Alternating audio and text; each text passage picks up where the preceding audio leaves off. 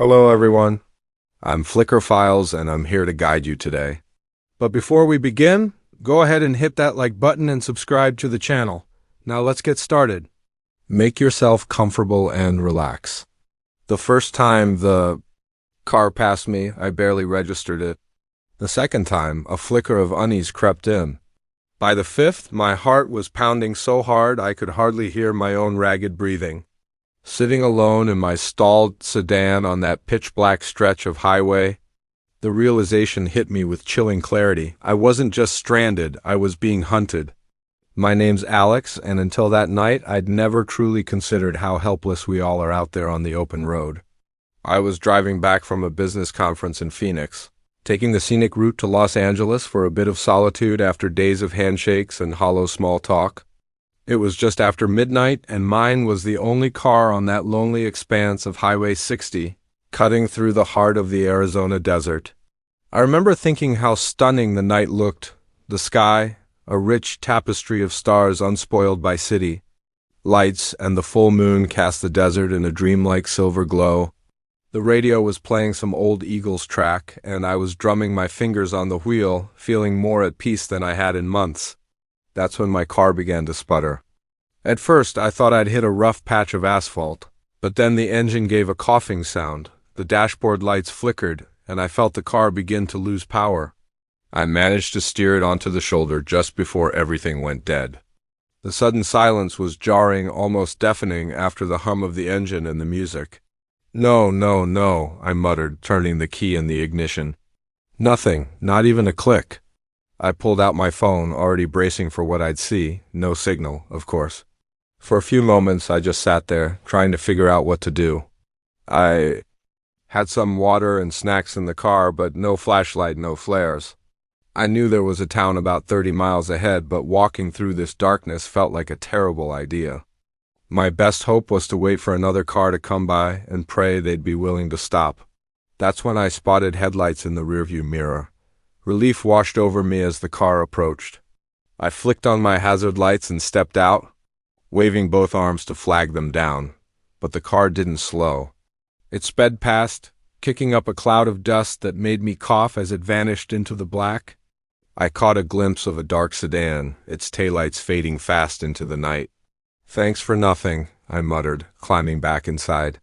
I tried the engine again, more out of desperation than any real hope. Still nothing. As I leaned back, in my seat, trying to work out my next move, I saw headlights again. At first, I thought it was someone else. But as the car drew closer, I realized with a jolt, it was the same dark sedan.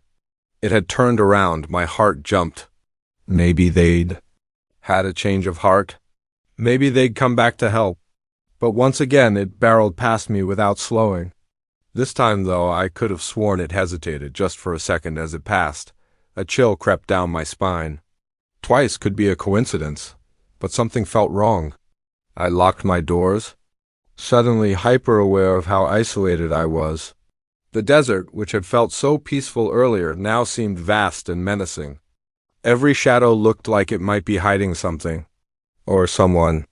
10 minutes crawled by, 15. I started to feel silly for getting so worked up, until I saw those headlights again. Same car, third time. This time it slowed down. A lot. Enough for me to make out a figure in the driver's seat alone. But before I could get a clear look, it sped up and disappeared. My palms were slick now, my pulse thundering. This wasn't normal. No one loops back and forth on an empty highway.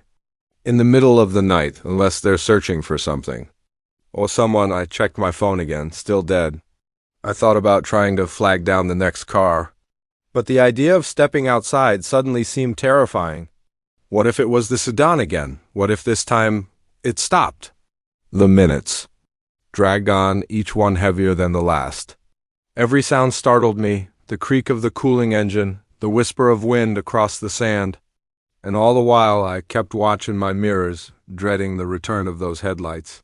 I didn't have to wait long. On the fourth pass, the sedan slowed to a crawl. I sank down in my seat, trying to disappear. Through the glare, I saw the driver turn his head, staring right at me.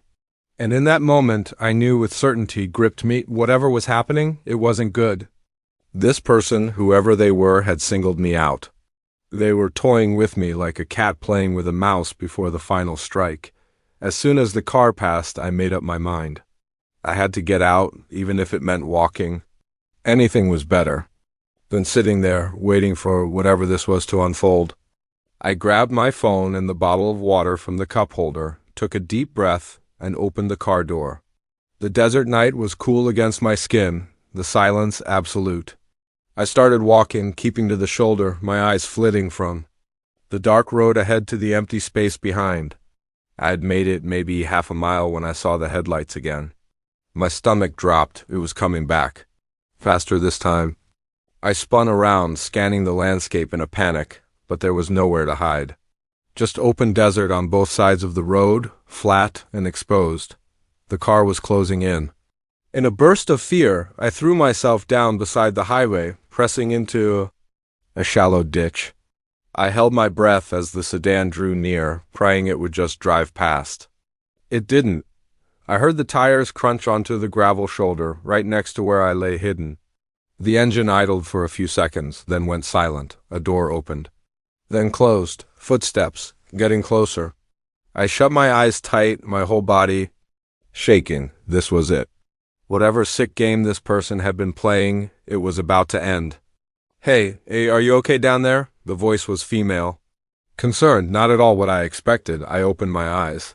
A middle-aged woman stood over me, flashlight in hand. What? I stammered, too stunned to form real words. I saw your car back there, she said, offering a hand. I'm with Highway Patrol. We got a call about a broken-down vehicle, but it took me a while to find you. Are you hurt? As she helped me to my feet, I got a proper look at her car. It wasn't a dark sedan at all. It was a Highway Patrol SUV. In my panic, I'd mistaken the light bar for an ordinary roof. But you kept driving past, I said, still reeling. She nodded. I was looking for you. Your car was empty, so I figured you must have started walking. I did a few passes to try and spot you along the road. The wave of relief that hit me was so strong, my knees nearly buckled. I laughed, half giddy, half hysterical. The officer Sarah, according to her name tag, was incredibly kind. She drove me back to my car, called in a tow truck, and waited with me until it showed. As we sat in her warm SUV, she explained that this stretch of highway was known for killing cell signals. She'd seen plenty of panicked drivers over the years. The desert at night can mess with your mind, she said gently. Isolation, darkness, unfamiliar surroundings, it's a perfect storm for fear. As I watched my car being hauled up onto the truck, a strange mix of embarrassment and unease settled over me. I knew Sarah was right. I'd let my imagination spiral, turning a search and rescue effort into a horror story, but I couldn't shake that memory, the fear, the bone-deep certainty that I was in danger. It's been months since that night, and I still think about it. I've driven that stretch of highway a few times since, always in the daylight, always with a full tank and a fully charged phone. And every time I send a silent thank you to Sarah, the highway patrol officer who unknowingly rescued me from my own fear. But sometimes, on dark nights when I'm driving alone, I still check the rearview mirror a little more often than necessary. Because the truth is, you never really know what's out there on those long, empty roads. And sometimes the real danger isn't what's lurking in the dark, it's the shadows our own minds create. The shovel struck something hard, jolting. Up my arms, I paused, wiping sweat from my brow with a muddy hand. We'd been digging for hours. And the well was supposed to be nothing but dirt for at least another 10 feet. I called down to my son, Jake, who was working beside me in the hole. Hey, grab the flashlight, will you? I think we hit something. Little did I know that metallic clang would be the sound that changed everything. I'd inherited this farm from my uncle 6 months ago. It was a fixer-upper, to put it mildly. But it was a chance for a fresh start after the divorce. Jake and I had thrown ourselves into the work, fixing fences, patching up the barn, and now digging a new well. The old one had run dry years before, and if we were going to make this place work, we needed water. Jake shone the flashlight where my shovel had struck. The beam reflected off something smooth and metallic, a stark contrast to the rough, dark earth around it. "What is that, Dad?" Jake asked, his voice a mix of curiosity and apprehension stirred in me. I shrugged, already scraping more dirt away with my hands. "I don't know, bud. Let's find out." As we dug, the object slowly took shape. It was a metal container, roughly the size of a small suitcase.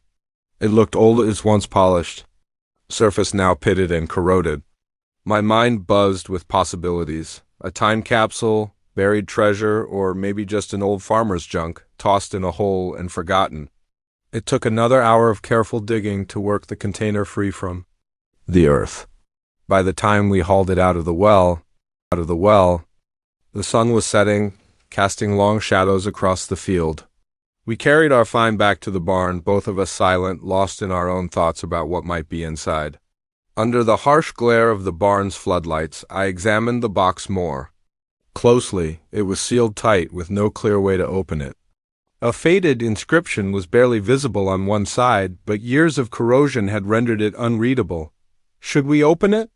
Jake asked, nearly bouncing with excitement. I hesitated. Part of me thought about calling the police, or maybe a lawyer. What if this was evidence of something? But curiosity got the better of me. "All right," I said, reaching for a crowbar. "Stand back." It took some muscle, but eventually the lid creaked open. The smell hit us first musty and damp, like the air in an old cellar. Inside, cushioned by layers of waxy paper, was a stack of documents and photographs. I picked up the top photo and held it under the light. It showed a young woman, maybe in her early 20s, smiling at the camera. The image was old, likely from the 1960s, judging by her hairstyle and clothes. I flipped it over. On the back, written in faded ink, "Sarah Milligan, 1964. Jake leaned over my shoulder. Who's that, Dad?" I shook my head. "I don't know." But as I said it, a nagging feeling began to stir in the pit of my stomach. The name Milligan rang a bell, but I couldn't place why. We spent the next hour sorting through the box's contents. There were more photos, all of the same young woman, Sarah, pictured at various spots around what looked like this very farm. There were also letters, newspaper clippings, and a small, leather-bound journal. As I flipped through its pages, a yellowed clipping fell out. The headline made my blood run cold. "Local woman still missing after 3 months." I skimmed the article, my heart racing. Sarah Milligan had vanished from her family's farm in the summer of 1964. Despite an extensive search, no trace of her was ever found. The article mentioned that Sarah's father, the owner of the farm, had been the primary suspect, but he was never charged due to lack of evidence. "Dad?" Jake's voice pulled me back to the present. "What's wrong?" I looked at my son, trying to keep my tone steady. "Jake, I think we just found evidence in a very old missing persons case." His eyes widened. "Really? Like a real mystery?" I nodded, my thoughts racing. "Yeah, bud. A real mystery." I began gathering the documents carefully, doing my best not to disturb them more than necessary. "We need to call the police." The next few hours passed in a blur. Deputies arrived at the farm, followed by detectives and a crime scene team. Our quiet little farmhouse became the center of a whirlwind. Jake and I were questioned separately, each of us recounting how we'd discovered the box. It was after midnight before things finally settled down. The container and its contents had been taken as evidence, and we were told not to talk about the case, as if we had anyone to tell. We were still new in town, hardly knew a soul. I tucked Jake into bed, his mind buzzing with the excitement of our discovery. But sleep didn't come for me.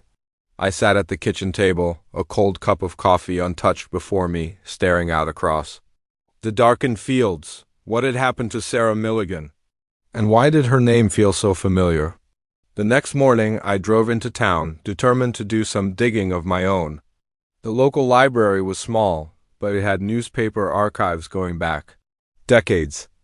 I spent hours poring over microfiche, reading everything I could find about the Milligan case.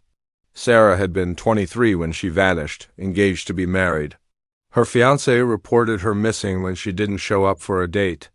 The last person to see her?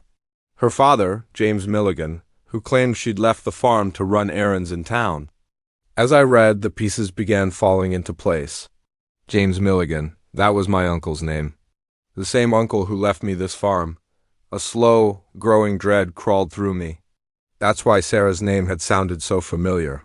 My mother had mentioned her once, years ago, a cousin who'd gone missing before I was born.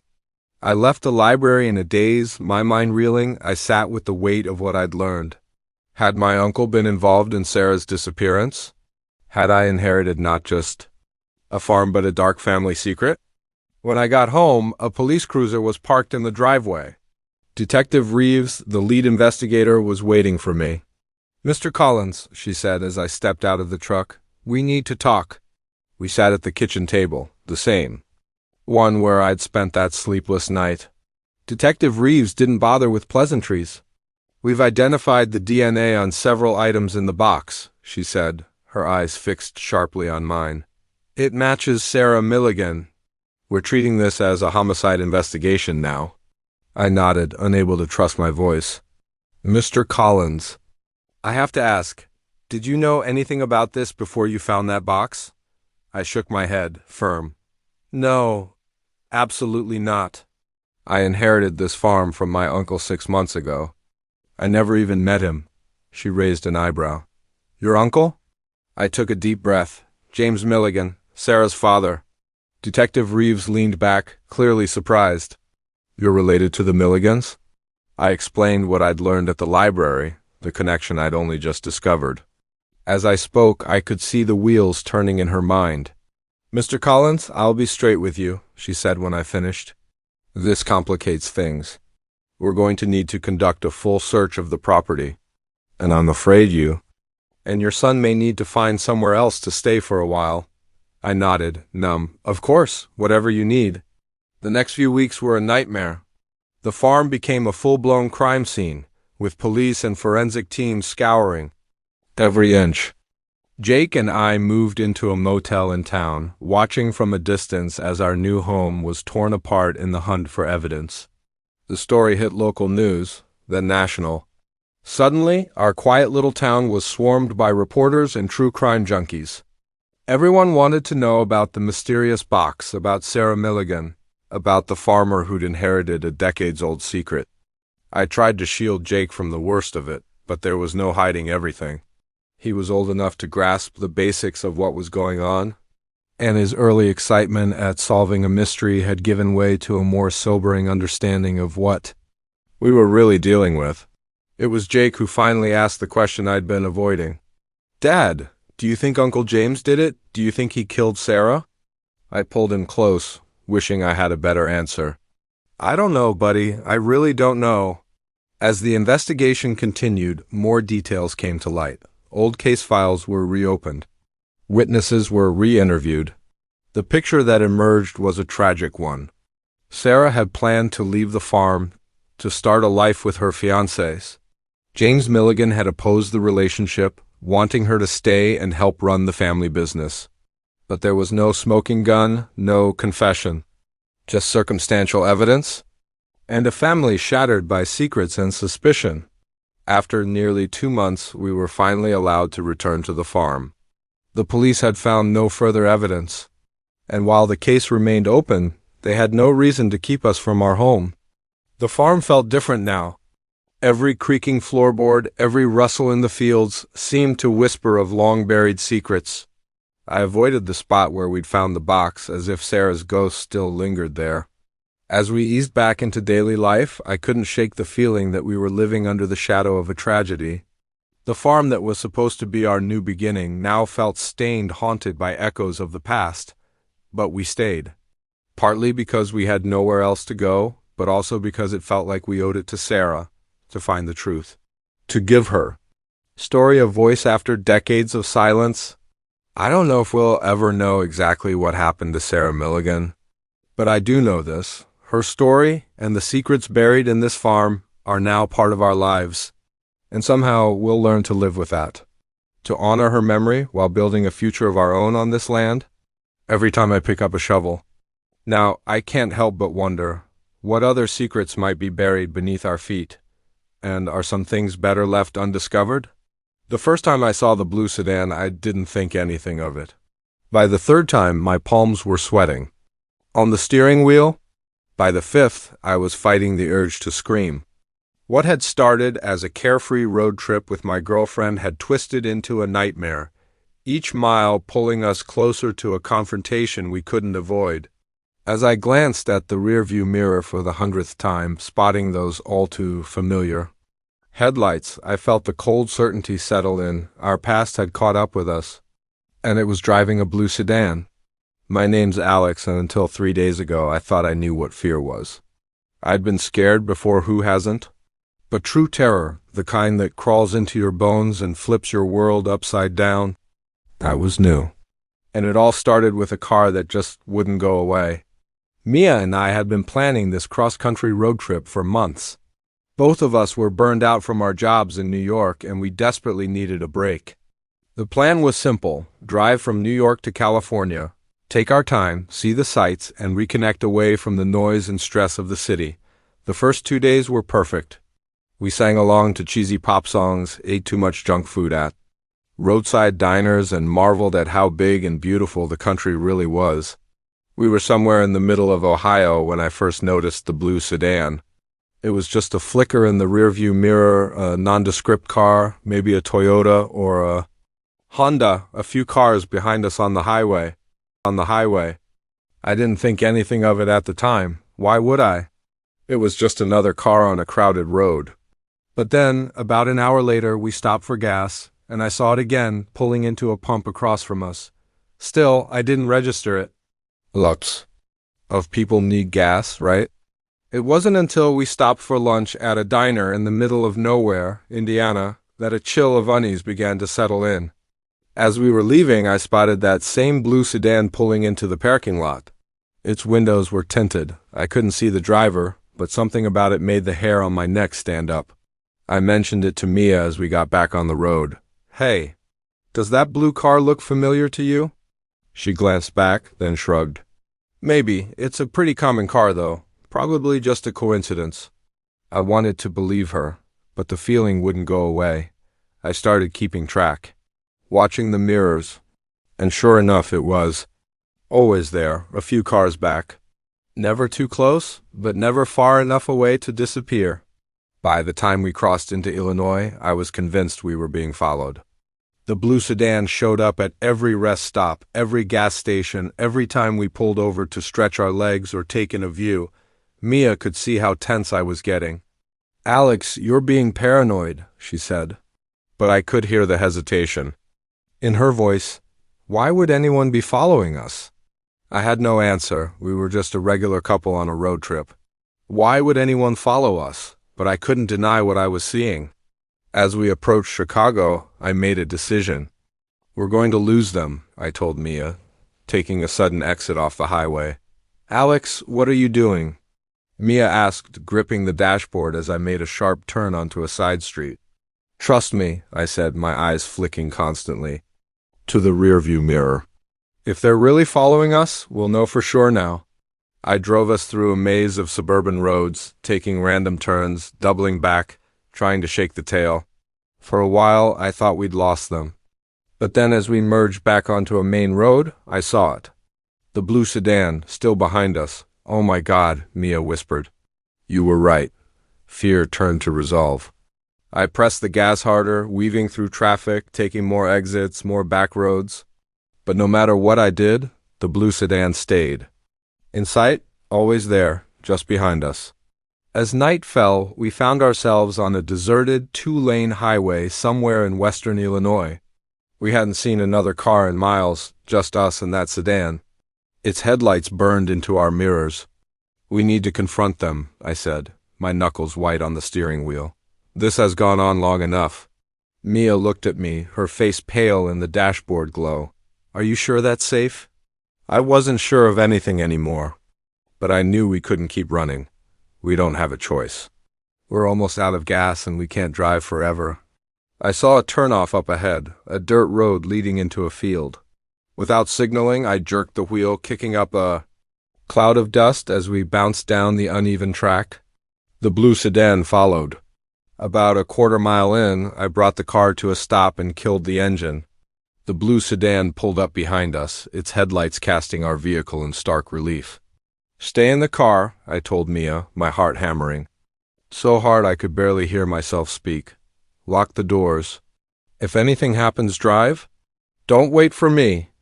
Before she could argue, I was out of the car, squinting into the glare of the headlights. "Who are you?" I shouted. "Why are you following us?" For a long moment there was only silence. Then slowly the driver's door opened. A figure stepped out, backlit by the beams, their features obscured.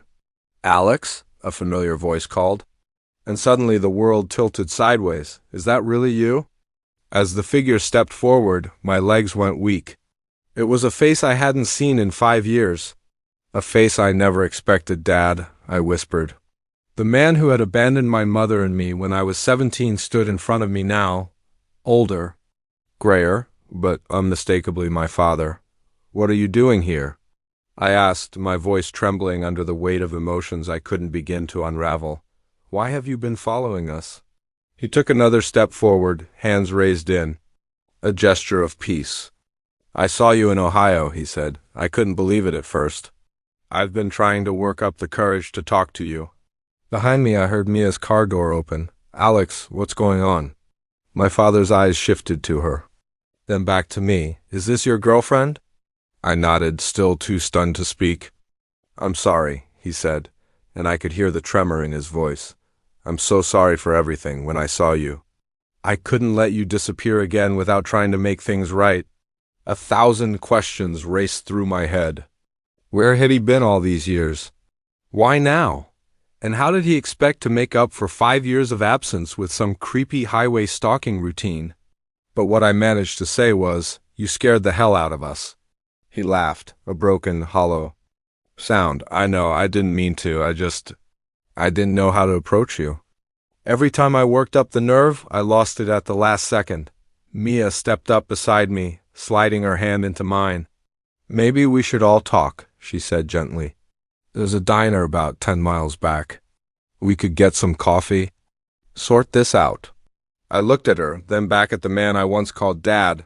Part of me wanted to turn around, get in the car, and leave him standing there in the dust, the same way he'd left us. But another part, a part I thought I'd buried, wanted answers. "Okay," I said finally, "but we're taking separate cars. And if you try anything at all, we're gone, understand?" He nodded, relief softening his face. "Of course, whatever you want, Alex." As we followed the blue sedan to the diner, Mia squeezed my hand. "Are you okay?" she asked. I shook my head. "I don't know. I never thought I'd see him again. I don't know what to feel." She leaned over and kissed my cheek. "Whatever happens, we'll face it together. That's what this trip was about, remember, facing things together." I managed a faint smile. She was right. When we'd started this road trip, we talked about leaving our baggage behind, about starting fresh. I never expected the baggage to come find us on the highway. When we pulled into the diner's parking lot, I took a deep breath. I had no idea what was coming next, what explanations or excuses my father might offer. I didn't know if I could forgive him or if I even wanted to try. But I knew one thing for certain. This road trip had taken a turn not just across the country, but into the tangled web of my past. And whatever happened next, Mia was right, we'd face it together. I stepped out of the car, ready to confront the man who had followed us across 3 states, the man who had once been my father. Ready to hear his story, and maybe, just maybe, to start writing a new chapter in ours. As we walked into the diner, the scent of coffee and the hum of late-night chatter washed over us. And I realized sometimes the most important journeys aren't about the destinations we plan. They're about the unexpected detours that force us to face the things we've been running from all along. The last time I saw Eliza Thompson, she was laughing. It's an image burned into my memory, her head thrown back, long dark hair catching the golden light of sunset, the sound of her joy carried off by the sea breeze. I didn't know then that it would be the last time I'd ever see her, that in less than 12 hours, she would vanish without a trace, leaving behind nothing but questions, and a growing sense of dread that threatened to swallow us all. I'm getting ahead of myself. Let me start at the beginning. My name is Michael Chun, and I was a security officer aboard the Emerald Princess, a luxury cruise ship sailing through the Caribbean. It was my third year on the job, and I thought I'd seen it all: drunken brawls, petty theft, the occasional medical emergency, nothing I couldn't handle. But Eliza's disappearance? That was something else entirely. It started like any other day at sea. I began my shift at 6 a.m., making my rounds through the ship's corridors and public decks. Everything was quiet. Most passengers were still asleep in their cabins. As I passed through the ship's grand atrium, I nodded to Eliza, who was just finishing up her night shift at the reception desk. "Morning, Michael," she said, stifling a yawn. "Anything exciting planned?" "For today?" I shrugged. "Just the usual. You should get some rest. You look exhausted." She laughed, gathering her things. "Oh, I will. But first, I'm going to watch the sunrise from my favorite spot on the upper deck." "Want to join me?" I hesitated. I was on duty, but it was a quiet morning. Sure, why not? I could use some fresh air. We made our way to a secluded corner of Deck 16, leaning against the railing as the sky gradually lightened. Eliza closed her eyes, breathing in the salty air. "I love this," she said softly. "No matter how many cruises I work, this never gets old." I watched her from the corner of my eye, struck by how peaceful she looked.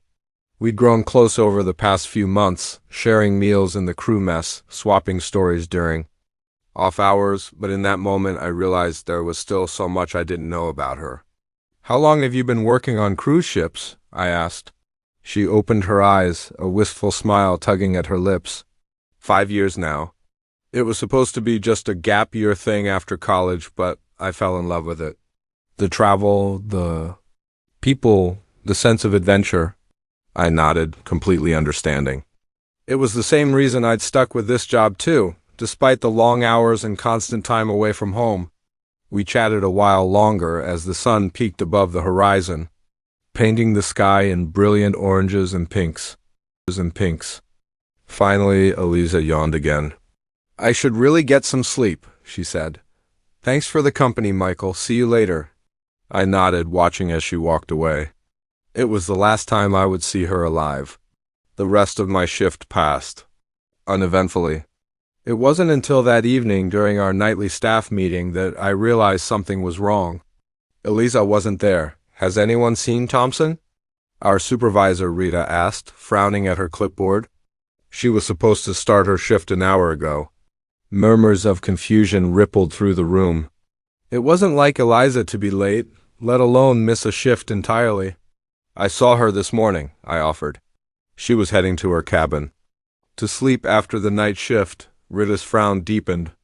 "Can you go check on her, make sure she's all right?" I nodded, an uneasy feeling settling deep in my gut as I made my way to the crew quarters. I knocked on Eliza's door, calling her name. No response. I used my master key to unlock it, half expecting to find her asleep. The cabin was empty. The bed was made, looking untouched. Her uniform for the evening shift was neatly laid out on a chair. Her phone sat on the nightstand, its screen dark. I radioed Retta. "She's not here." "The cabin looks untouched since this morning." There was a long pause before she answered. "Initiate search protocol, now." The next few hours blurred into chaos. We searched every inch of the ship, from the engine room to the upper decks. Security footage was pulled. Crew and passengers were questioned. But there was no sign of Eliza. The last confirmed sighting was on the camera outside her cabin. At 7:12, the footage showed her entering the room, closing the door behind her, and then nothing. No footage of her leaving. No signs of struggle. It was as if she had vanished into thin air. As night fell and the search came up empty, the atmosphere aboard the ship grew heavy. Passengers began to notice the added security. Whispers spread, rumors followed. By morning, we had to face the truth. We had a missing person on board. The captain made an announcement asking anyone with information to come forward. Eliza's photo was displayed on screens throughout the ship. We contacted the nearest port authorities and the cruise line's head office. A Coast Guard search was launched, though we all knew the odds of finding someone in the vast blue of the Caribbean were next to none I couldn't shake.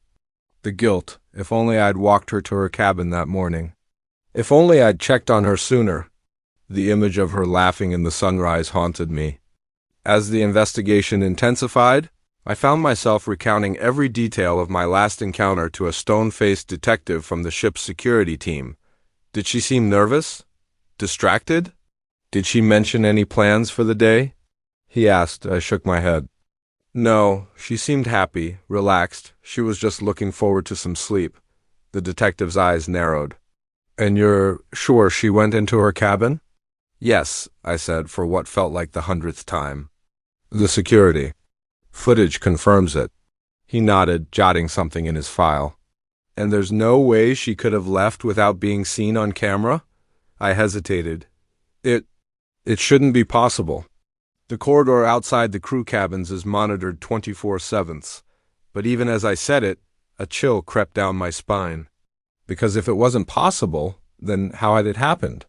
Days passed and the mystery only deepened. Eliza's cabin was thoroughly searched, but nothing unusual turned up. Her passport, wallet, and all her personal belongings were accounted for. There were no signs of a struggle, no evidence of foul play. Theories swirled among crew and passengers alike. Some believed she had somehow fallen overboard, though how she could have done so without anyone noticing remained a mystery. Others whispered about suicide, but those who knew Eliza rejected the idea outright. She had been happy, with no signs of depression or distress. The most disturbing theory, the one that kept me up at night, was that someone on the ship had been responsible for her disappearance. The thought that one of our own, crew member or passenger, might be a killer walking among us was almost too terrifying to comprehend. As days turned into weeks, the investigation ran into dead ends. The Emerald Princess completed its scheduled cruise and returned to port, where more extensive forensic work could be done. But even with full law enforcement resources involved, no new leads emerged. Eliza's family flew in, their faces etched with grief and desperation. I watched from a distance as investigators spoke with them. I saw her mother collapse into sobs when the reality of the situation sank in. I wanted to approach, to offer words of comfort, but what could I possibly say? In the end, the Emerald Princess set sail again, a new crew member filling Eliza's place at the reception desk. Life on board returned to normal, or some version of it. But for those of us who had known her, who had searched for her, who had been left behind with nothing but questions, things would never truly be the same. I stayed on with the cruise line, unable to leave while Eliza's fate remained a mystery.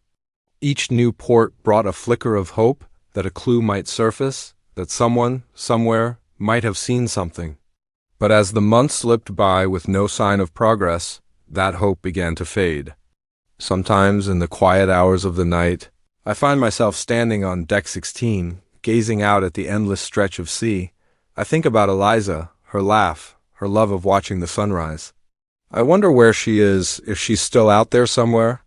And I can't help but feel that the ocean knows the truth, holding its secrets in its cold, unfathomable depths. The disappearance of Eliza Thompson remains an unsolved mystery, a ghost story whispered among cruise ship crews. For me, it's a constant reminder of how fragile our sense of safety really is, of how easily a life can vanish without a trace. And every time I watch a passenger enter their cabin, every time I scan a security feed, I find myself asking, could it happen again? In this floating city of steel and glass, surrounded by the vast, indifferent sea, are any of us truly safe? The Emerald Princess sails on, carrying its cargo of vacationers and secrets. And somewhere out there, perhaps Eliza is still laughing, her voice carried away by the endless ocean breeze. The first slash in the tent canvas was so precise, so clean, it almost looked intentional. I ran my finger along the edge, feeling the frayed nylon threads. Whatever had made this cut wasn't just sharp, it was wickedly sharp. And as the fading daylight filtered through that flawless slice, casting long shadows across the abandoned campsite, I couldn't shake the feeling that we'd stumbled into something far more sinister than a bear attack. My name's Alex, and I've been hiking the Appalachian Trail with my best friend Jamie for the past month. We were experienced backpackers, used to the challenges of long-distance trekking, but nothing in all our years of outdoor adventures could have prepared us for what we found in that remote clearing deep in the heart of the Georgia wilderness. The day had started like any other. We'd broken camp at dawn, hoping to cover at least 15 miles before nightfall. The weather was perfect, cool and crisp, with just enough breeze to keep the bugs at bay. We'd made excellent time, stopping only for a quick lunch and the occasional water break. It was late afternoon when Jamie spotted the first sign that something wasn't right. "Hey, Alex," he called, pointing at a tree just off the trail. "Check this out." I walked over, squinting at the trunk. There, carved deeply into the bark, was a crude symbol, a circle with a jagged line slashed through it. The cuts looked fresh, the exposed wood still oozing sap. "Weird," I muttered. "Never seen a trail marker like that before?" Jamie shrugged. "Probably just some kid messing around." We pressed on, but I couldn't shake the growing sense of unease. The forest felt quieter than usual. The normal chorus of birdsong and insect buzz was oddly muted, and I kept catching flickers of movement in my peripheral vision, always gone when I turned to look.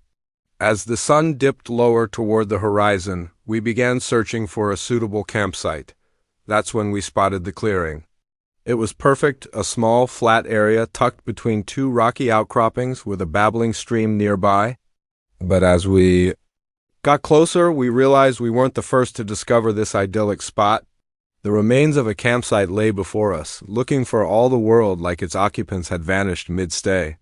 A tent stood in the center, its door flap open and swaying gently in the breeze. A small cooking pot rested over a makeshift fire pit, the ashes long cold. Backpacks and sleeping bags were scattered about, as if their owners had left in a rush. Jamie and I exchanged glances. This wasn't normal. Even the messiest campers usually packed up before moving on. "Hello?" Jamie called out. "Anyone here?" His voice echoed through the clearing, met only by the soft gurgle of the stream and the faint rustle of leaves overhead. We approached cautiously. That's when I noticed the first slash in the tent, then another and another. The whole structure was riddled with them, each cut clean and intentional. "What the hell?" I breathed, peering into the ruined shelter. The interior was a mess, sleeping bags shredded, clothes tossed everywhere. A flashlight lay on its side, its beam casting eerie shadows as it illuminated a small notebook. I picked it up, flipping to the last page. The handwriting was shaky, nearly illegible. Day 3, it's still out there. We hear it moving around the camp at night. The others think I'm crazy, but I know what I saw. It's not a bear. It's not anything natural. God help us if it gets in. If it gets in. I handed the notebook to Jamie, watching the color drain from his face. "We should go," he whispered. Now, but as I turned to leave, something caught my eye. There, half hidden beneath a torn sleeping bag, was a camera. My hands trembled as I picked it up, praying the battery still had life. It did. The screen flickered on, displaying the last photo taken. My heart nearly stopped. The image was dark, clearly shot at night, but there, just within the edge of the flash, was something. A shape almost human, but not quite. Long, spindly limbs. A face more shadow than flesh. And eyes that reflected the flash like a cat's, but far, far larger. I dropped the camera, stumbling backward. "We need to leave, now." But as I spun around, I realized with a jolt that the sun had nearly set. The forest around us was sinking into twilight, shadows lengthening and merging into an impenetrable gloom. Jamie was already grabbing his pack. "We can make it back to the trail if we hurry," he said, his voice tight. "We'll hike through the night if we have to." I nodded, snatching up my own backpack. But as I turned to go, a glint of metal caught my attention. There, half buried in the soft dirt near the fire pit, was a small silver locket. Without thinking, I scooped it up and stuffed it into my pocket. We set off at a brisk pace, trying to retrace our steps in the fading light, but nothing looked familiar. The trees seemed to lean in closer, their branches like gnarled fingers reaching for us. More than once, I thought I heard something moving in the underbrush, always just out of sight. Do you remember that weird symbol we saw earlier? Jamie panted as we pushed through a thick tangle of brush. I think I see another one. He was right. Carved into a massive oak was the same circle and line symbol, but this one looked older, its edges weathered and softened with moss. It's probably just a coincidence, I said, though I didn't believe it myself. Come on, we need to keep moving. But as we pushed deeper into the woods, more symbols appeared. Some were freshly cut, others ancient. They seemed to be leading us somewhere, though where I couldn't guess. Darkness had fully settled now, our headlamps carving small islands of light in the ocean of black. The forest had gone deathly silent, except for the crunch of leaves beneath our boots and our increasingly ragged breathing. That's when we heard it, a low, guttural sound, somewhere between a growl and a moan. It seemed to come from everywhere and nowhere, all at once. Jamie froze. What was that? I shook my head, unable to speak. Every instinct in me screamed to run, but I knew panic would only get us more lost. We pushed on, moving as quietly as we could, but the sounds continued growing closer. Branches snapped behind us. Something rustled in the canopy overhead. And then just ahead I saw movement. A shape, tall and impossibly thin, slipped between two trees. In the brief flash of my headlamp, I caught a glimpse of pale, elongated limbs. A face that was more of a void than flesh, with pinpricks of reflected light where its eyes should have been. Run, I shouted, all thought. Oh, stealth forgotten. We crashed through the underbrush, blind panic driving us forward. Branches lashed at our faces, roots tangled at our feet. The sounds behind us grew louder, a cacophony of inhuman shrieks and guttural wails. I don't know how long we ran, minutes, hours, but suddenly, miraculously, we burst out onto a wide gravel road. A park ranger station stood just ahead, its windows glowing with warm, inviting light. We staggered toward it, gasping for breath.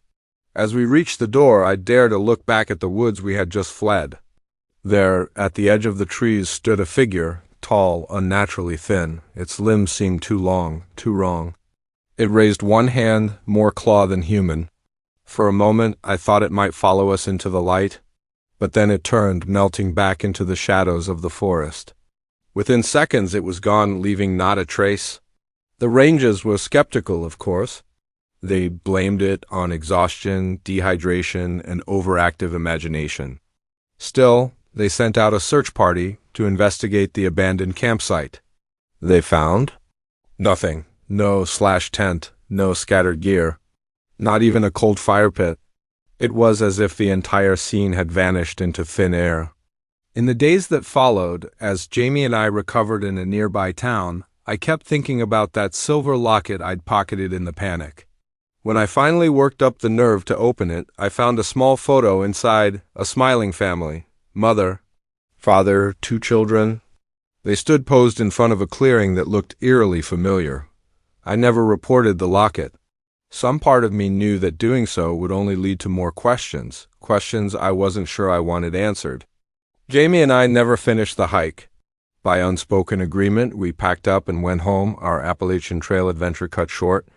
We don't talk much about what happened in those woods, but sometimes on dark nights, when the wind whispers through the trees, I think of that forgotten campsite, of the thing we saw in the forest. And I wonder, with a chill that sinks to my bones, if somewhere out there, in the deepest, darkest parts of the wilderness, it's thinking about us. 2. The scream that tore through the cab of my truck that night, it wasn't human. It couldn't have been. No person can make a sound like that, raw, primal, and filled with a terror so pure it made my blood run cold. But it came from the man sitting next to me, the hitchhiker I'd picked up just an hour earlier. And as his eyes snapped open, glinting in the dashboard lights like some wild animals, I knew with sickening certainty that whatever had just happened, whatever he'd seen in his dreams, was far from over. My name's Jack, and I've been driving big rigs across the country for the better part of 2 decades. I've seen my share of weird things out on the road, ghost lights, freak storms, even the occasional UFO. If you catch me after a few beers, but nothing, absolutely nothing, prepared me for what happened on that moonless night in the middle of nowhere, Nevada. It started like any other Hall Phoenix to Seattle trailer full of electronics. I was making good time, the miles slipping away beneath my wheels as I rolled through the quiet desert night. The radio kept me company, a mix of old country songs and late-night talk, shows about conspiracy theories and alien abductions. I was somewhere near the halfway mark through Nevada when I saw him, a lone figure standing by the roadside, thumb outstretched. Now, I'm not usually one to pick up hitchhikers. Too many horror stories. Too many risks. But something about this guy made me ease off the gas. Maybe it was the way he hugged himself against the chill desert wind, or the lost look in his eyes. Whatever it was, before I knew it, I was pulling over. "Where you headed?" I called. As he approached, "Anywhere but here," he replied, his voice barely more than a whisper. Should have driven off right then. But instead, I found myself saying, "Hop in. I'm headed to Seattle if that works for you."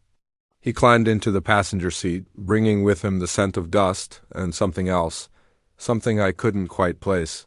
Up close, he looked young, maybe mid-20s, with shaggy brown hair and eyes that darted nervously around. The cab. "I'm Jack," I said, pulling back onto the highway. "Mike," he replied, not meeting my gaze. "Thanks for the ride." We drove in silence for a while, the only sounds the steady hum of the engine and the whisper of tires on asphalt. I tried making conversation a few times, but Mike's replies were short, one-word answers at best. Eventually I gave up and focused on the road. About an hour later, I noticed Mike had drifted off to sleep, his head leaning against the window. I turned the radio down, not wanting to wake him. That's when things started to get strange. It began with a twitch, just a small jerk of his hand. Then his breathing changed, quick, shallow. His eyes began moving rapidly behind closed lids, like he was trapped in a vivid, chaotic dream.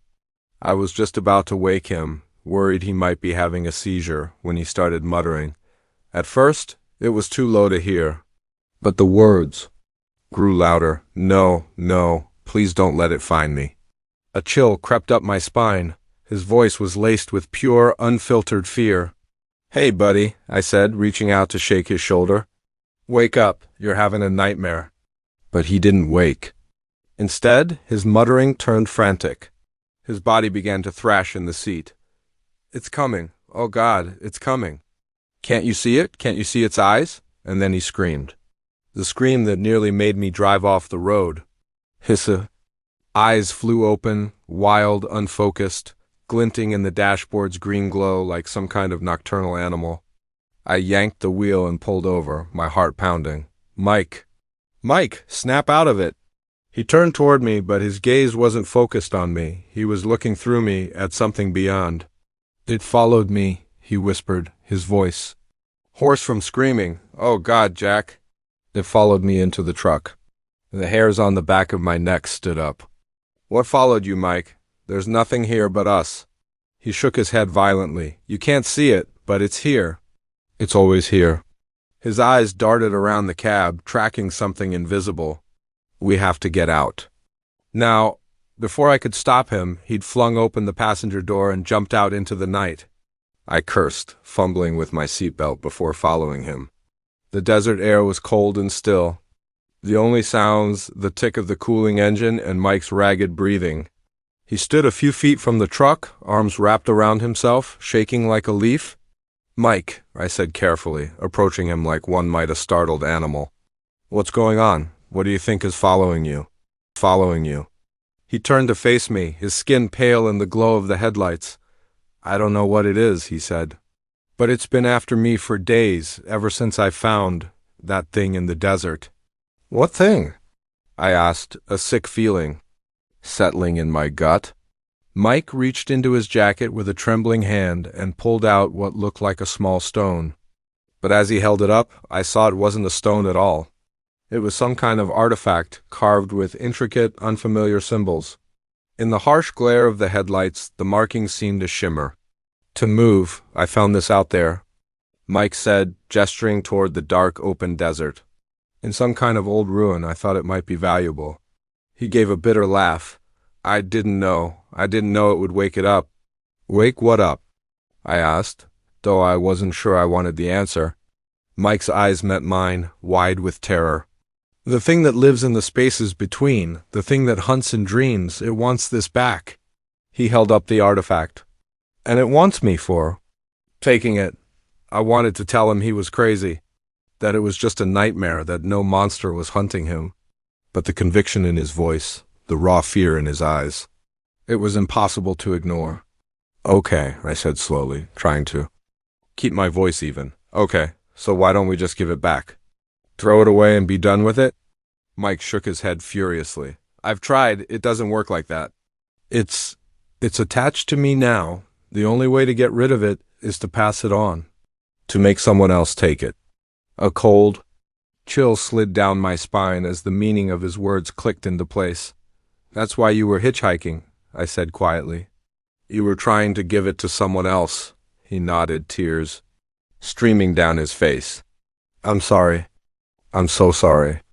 I didn't want to, but I can't take it anymore. The dreams, the visions, it's driving me insane. I took a step back, suddenly very aware of how isolated we were out here in the desert night. Mike, I won't take that thing. Please, he begged, holding the artifact out toward me. Please, I can't do this anymore. Just take it. You'll see, you'll understand. For a moment, I was tempted. The artifact seemed to pull at me, the symbols swirling in a hypnotic dance, but then I blinked, snapping out of it. No, I said firmly. I won't do it, Mike, but I'll help you. We'll figure this out together, okay? There's got to be a way to get rid of that thing without passing it on. Mike stared at me, his expression unreadable. Then, slowly, he nodded. Okay, he whispered. Okay, we'll try. We climbed back into the truck, the artifact carefully wrapped in cloth and stowed in the glove compartment. As we pulled onto the highway, I couldn't shake the feeling that something had changed. The night felt darker, the shadows deeper, and more than once I thought I saw movement at the very edge of my headlights. Something tall, thin, with too many limbs. I don't know what happened to Mike after I dropped him off in Reno. He said he was going to find an expert, someone who could help destroy the artifact for good. I gave him my number, made him promise to call and let me know he was okay. It's been 3 months, and I haven't heard from him. Sometimes on long, lonely drives through the desert, I catch myself scanning the roadside, half expecting to see him standing there, thumb out. And sometimes, in the moments between sleeping and waking, I see shapes in the shadows of my room, tall, twisted shapes with too many eyes. I tell myself it's just imagination, just lingering fear from that strange night. But deep down, I know the truth. Whatever was hunting Mike, whatever lived in his dreams, it's still out there, waiting, watching. And sometimes, when the night is darkest and the road stretches endlessly before me, I can't shake the feeling that it's watching me too. The leather-bound journal fell open in my hands, its yellowed pages releasing a musty cloud of dust and decay. At first, I thought it was just another relic from the farm's long history, maybe a record of crop yields or livestock lineages. But as my eyes skimmed the faded, spidery handwriting, my heart began to race. This was no ordinary farm ledger. The words human subject and genetic manipulation leapt off the page, and I realized with growing horror that I'd stumbled on something far darker than I ever imagined. Little did I know, this discovery would plunge me into a nightmare, one that would make me question everything I thought I knew about the quiet, rural world around me. My name's Sam, and I'd only been working at Willow Creek Farm for about a month when I found the journal. Fresh out of college with an agriculture degree and big dreams of owning my own farm someday, I'd jumped at the chance to work as a farmhand for old Mr. Harrison. The pay wasn't great, but the experience was priceless. And there was something charming about the sprawling, slightly run-down property, its weathered barns and endless fields. Mr. Harrison was a quiet man, gruff but fair. He lived alone in the big farmhouse. His wife had passed long ago, and his children had moved to the city.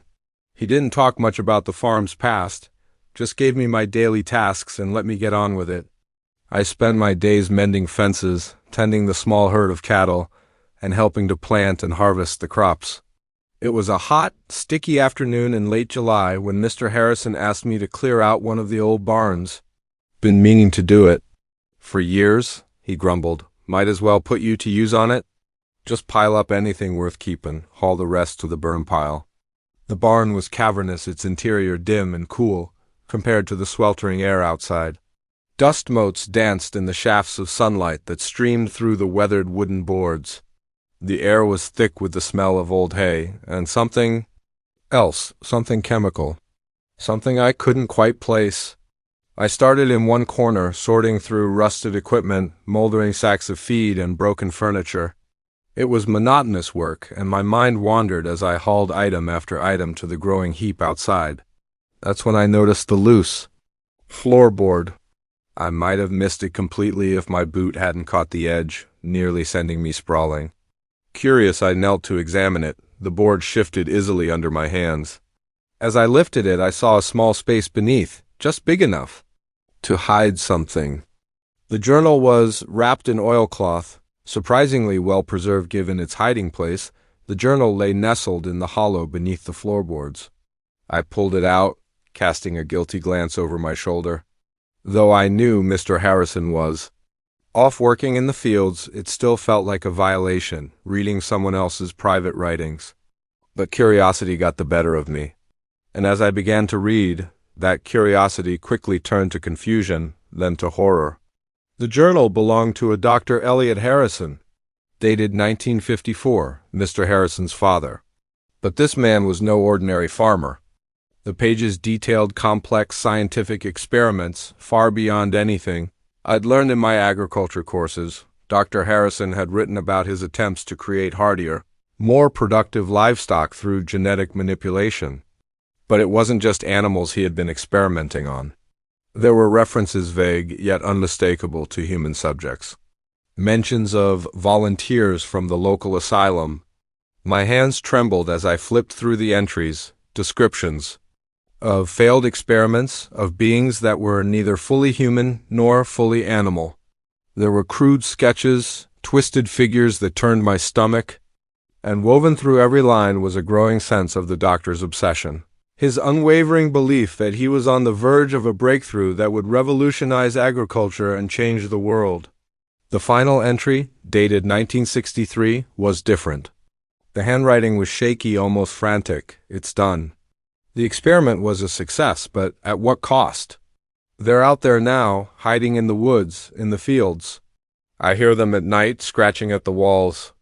God forgive me for what I've created. I snapped the journal shut, heart pounding in my chest. This had to be a hoax or the ravings of a madman. There was no way any of this could be real. But even as I tried to dismiss it, memories surfaced. Things I'd brushed off. The strange noises I'd heard at night, dismissed as wildlife. The parts of the property Mr. Harrison had told me to avoid. The way the cattle sometimes acted, spooked by something I couldn't see. I shoved the journal back into its hiding place, mind reeling. I needed air. I needed out of that barn. As I stepped outside, blinking into the harsh sunlight, I nearly ran into Mr. Harrison. Making progress? He asked, eyeing the pile of junk I'd dragged outside. I nodded, not trusting myself to speak. Did he know about the journal? Did he know what his father had done? Mr. Harrison's eyes narrowed, slightly, as if sensing my discomfort. Everything all right, Sam? You look like you've seen a ghost. I'm fine, I managed. Just hot in there, needed some air. He nodded slowly. Well, don't work too hard. Come on up to the house when you're done. I'll fix us some dinner. I watched him walk away, trying to reconcile. The gruff but kind man I knew with the dark history I had just uncovered. Was he continuing his father's work? Or was he just as much a victim of it as anyone else? That night, as I lay awake in the small apartment above the garage Mr. Harrison had given me, I couldn't sleep. Every creak of the old building, every rustle from the fields outside, set my nerves on edge. I couldn't stop thinking about the journal, about the creatures Dr. Harrison had described. Were they still out there, even after all these years? A sudden sound outside my window made me bolt upright, a guttural noise unlike anything I'd ever heard before. Heart pounding, I crept to the window and peered out into the dark. At first, nothing, but then movement. Something large was shifting in the field beyond the barn. Definitely not a cow. Its movements were jerky and natural. And then it turned, and in the moonlight I caught a glimpse of its face. I stumbled. Back from the window, biting down on a screen. What I'd seen, it wasn't human, but it wasn't fully animal either. It was something in between, something that should not exist.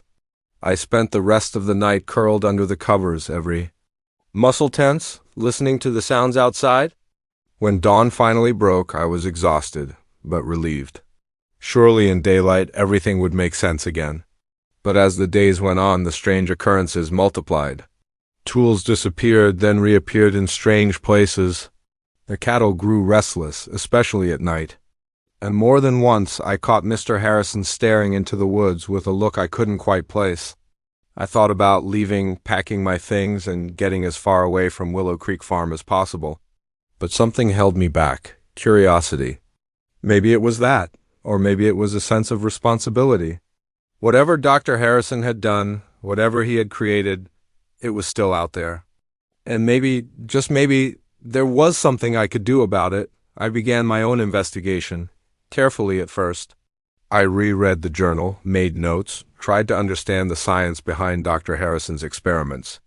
I explored the far reaches of the property, the very areas Mr. Harrison had once warned me to avoid, searching for any trace of the creatures.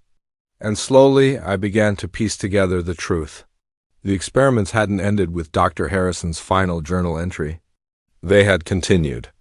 Passed down from father to son, Mr. Harrison wasn't just aware of what his father had done, he was trying to fix it. Everything came to a head on a stormy night in late August. I was jolted awake by the sound of breaking glass and Mr. Harrison's shouts. I raced toward the farmhouse, rain lashing at my face, to find the front door splintered hanging from its hinges. Inside chaos, furniture overturned, claw marks gouged into the walls. And there, in the center of the living room, stood Mr. Harrison, facing off against a creature that defied description. Part human, part animal, its body a patchwork of mismatched limbs, its eyes glowing with an eerie intelligence. "Sam!" Mr. Harrison shouted when he saw me. "The syringe on the mantel!" I saw it then. A large syringe filled with a glowing blue liquid.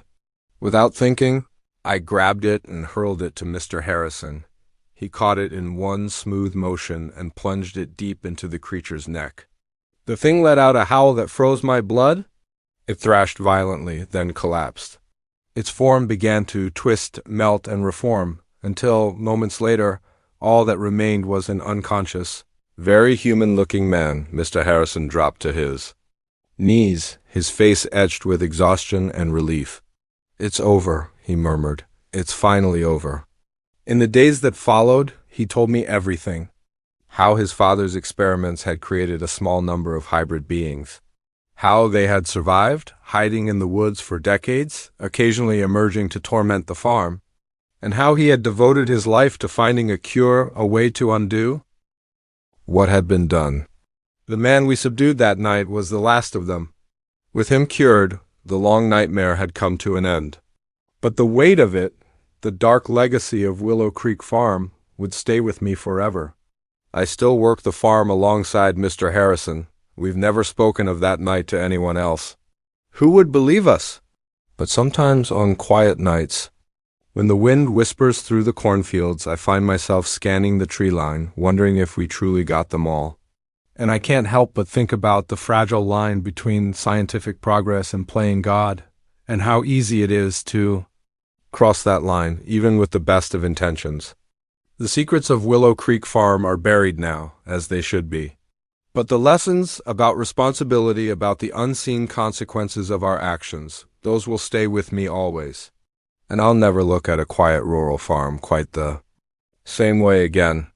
The footprints ended abruptly in the middle of the field, as if their owner had simply vanished into thin air. I stood there, flashlight in hand, my mind struggling to process what I was seeing. 20 years on the force, and I'd never encountered anything like this. The car was still running, keys in the ignition, the driver's personal belongings untouched.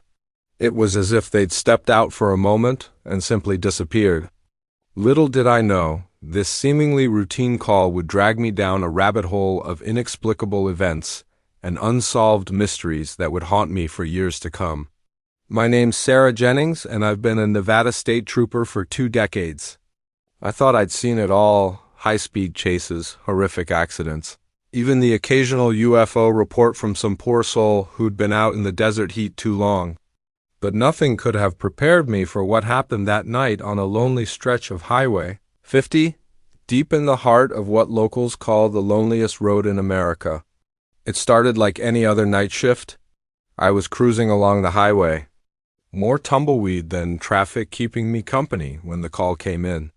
A passing motorist had reported an abandoned vehicle on the side of the road, hazard lights blinking. Standard procedure: check it out, call a tow if needed, move on. As I pulled in behind the vehicle, a late model sedan, nothing particularly notable, I noticed something strange. The engine was still running. I approached cautiously, one hand on my holster out of habit.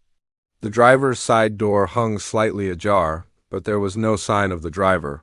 I shone my flashlight into the interior. Everything looked normal. A half-empty water bottle sat in the cup holder.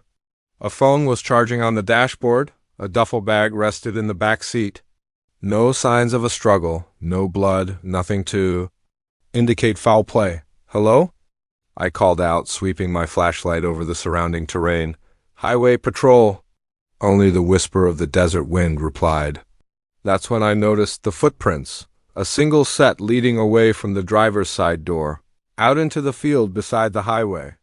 They were crisp and deliberate, not the staggering tracks of someone injured or confused. I radioed in my situation and began to follow the prints. The field was mostly scrub brush and packed dirt, making the trail easy to follow in the beam of my flashlight. I expected to find the driver behind a bush, maybe disoriented or relieving himself. Instead, I found nothing. The footprints ended abruptly, about 50 yards into the field. One moment they were there, clear as day, and the next, gone, just undisturbed earth stretching endlessly into the dark. I stood there for a long time, my mind refusing to accept what I was seeing. People don't just vanish. There had to be an explanation.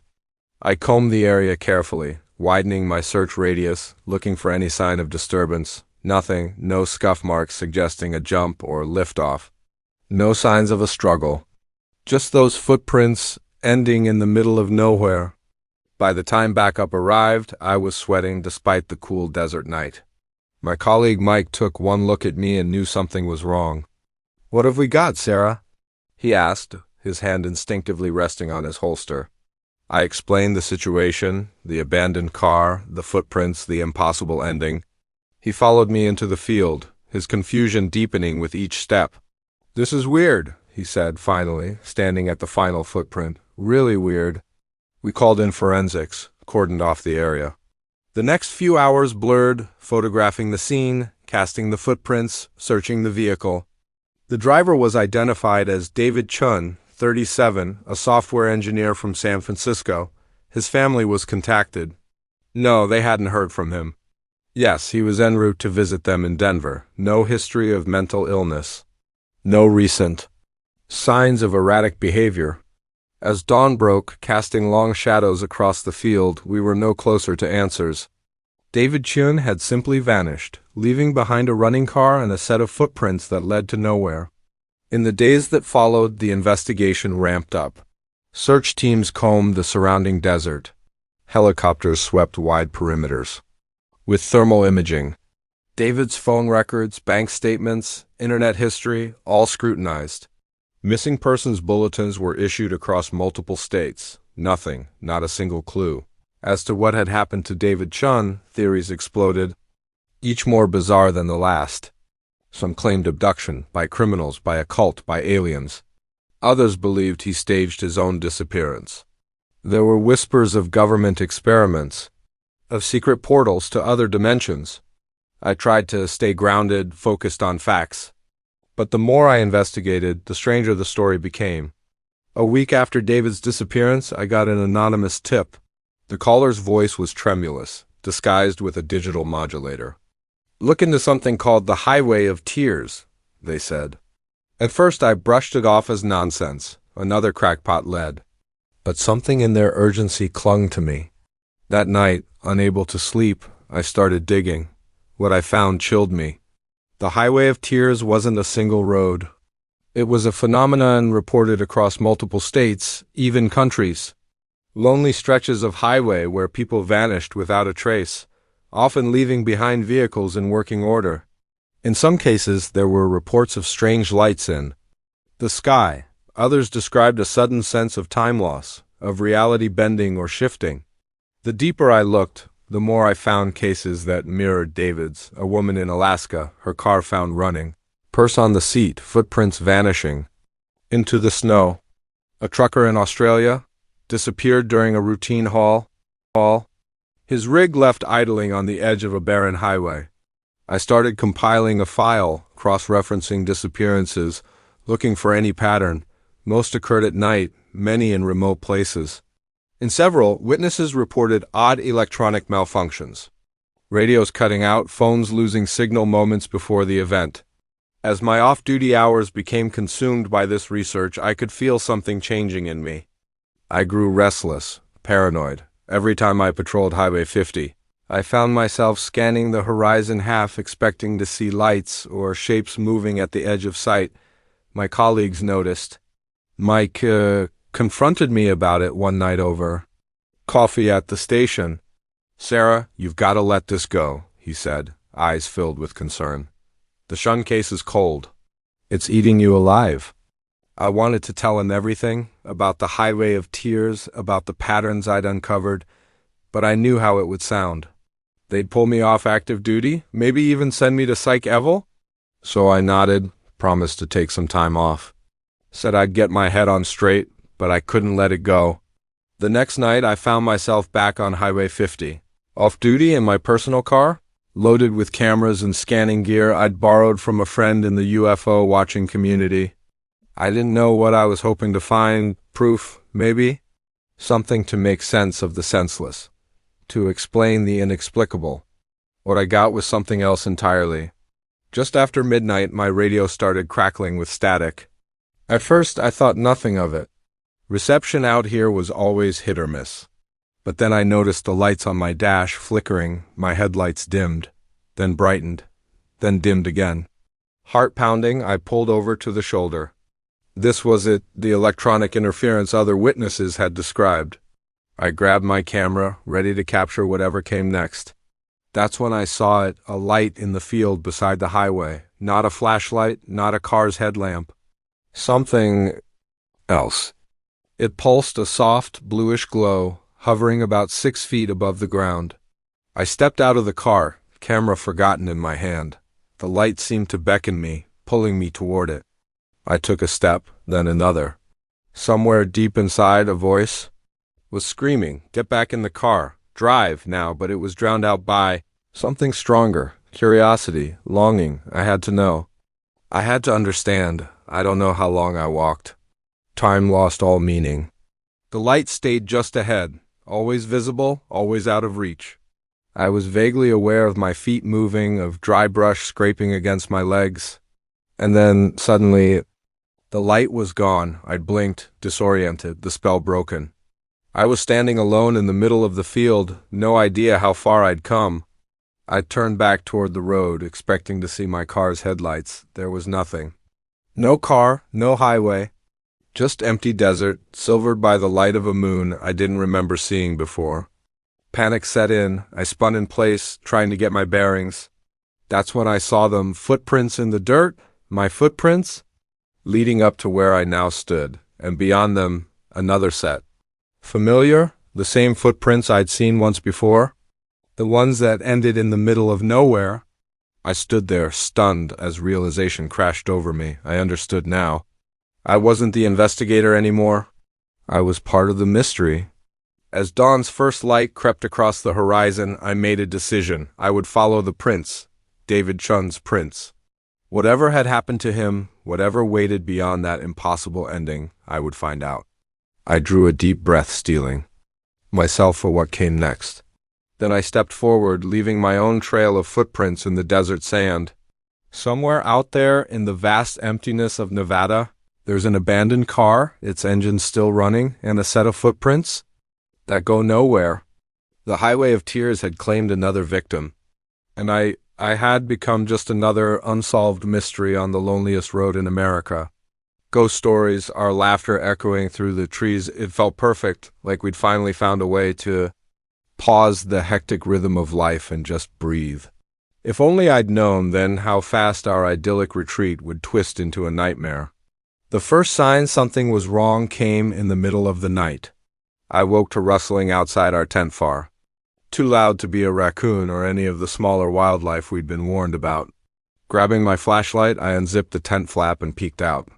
The beam caught a flash of movement at the edge of camp, something large darting behind a tree, too fast for me to make out. Heart pounding, I zipped the tent shut and lay there, wide-eyed, listening to heavy footfalls circling the tent. When morning came, the full extent of the intrusion was undeniable. Our cooler was overturned, its contents strewn across the ground. Claw marks scored the sides of our tent. And in a patch of bare dirt was that massive footprint. "Alex, what's going on?" Sarah's voice snapped me out of my daze. She stood in the tent's entrance, her eyes widening as she surveyed the scene. I tried to sound calm for her sake. "Looks like we had a visitor last night." "Probably. A bear," but even as I said it, I knew it wasn't true. Bears didn't leave footprints like that. As Sarah woke the kids and we began tidying the mess, I couldn't shake the feeling we were being watched. The forest around us felt too quiet, the shadows between the trees too deep. "Dad, can we go home now?" Lily's voice was soft and scared, clutching her stuffed rabbit to her chest. I wanted nothing more than to say yes, to pack up and return to the safety of civilization. But when I tried to start the car, my blood ran cold. The engine sputtered, then died. No matter how many times I turned the key, it refused to start. "It's okay," I told them, forcing confidence I didn't feel. "Probably just a dead battery. I'll hike down to the ranger station and get help." Sarah grabbed my arm, eyes wide with fear. "You can't go alone." What if whatever did this is still out there?" I hesitated. She was right, of course, but what choice did we have? In the end, we stuck together, packed some supplies, and set out down the trail toward the ranger station. Only 5 miles, an easy hike under normal circumstances. But with every crack of a twig, every rustle in the underbrush, our nerves frayed more. We were halfway there when Max spotted it, another footprint, pressed into the mud beside the trail. Larger than the first, fresher, it's following. "U.S.," Sarah whispered, pulling the kids in close. I wanted to reassure her, tell her it was just coincidence. But I couldn't, because deep down I knew she was right. We picked up our pace, the kids whimpering as branches scratched their arms and legs. The sun was setting, the forest darkening, and still the ranger station was nowhere in sight. That's when we heard it. A deep, rumbling growl, coming from everywhere and nowhere at once, Lily screamed. Max burst into tears. "Run!" I yelled, scooping Lily into my arms as Sarah grabbed Max's hand. We tore down the trail, panic overtaking us. Branches whipped our faces, roots snagged our feet. And behind us, the growl grew louder, closer. I glanced back, instantly regretting it. Something moved through the trees. Something massive and shadowed. I saw eyes glowing, and a flash of teeth before I turned and ran harder than ever before. We burst into a clearing, gasping for breath, and there, like a miracle, stood a cabin. Not the ranger station we were heading for, but at that moment, it looked like salvation. I didn't stop to question it. We raced to the door, praying it wasn't locked. The handle turned under my grip. We tumbled inside, slamming the door behind us. For a long moment, we just stood there, chests heaving, listening. Something large was circling the cabin. Scratching at the walls, a low, frustrated growl echoed. Through the night, "What is it, Daddy?" Lily whimpered, burying her face in my shoulder. "I don't know, sweetheart. I whispered, stroking her hair. "But we're safe in here. It can't get us." As our eyes adjusted to the dim, we took in our surroundings. The cabin was small, one room. A fireplace, a few pieces of rustic furniture, shelves lined with canned goods and supplies. It looked like an emergency shelter, or a hunter's retreat.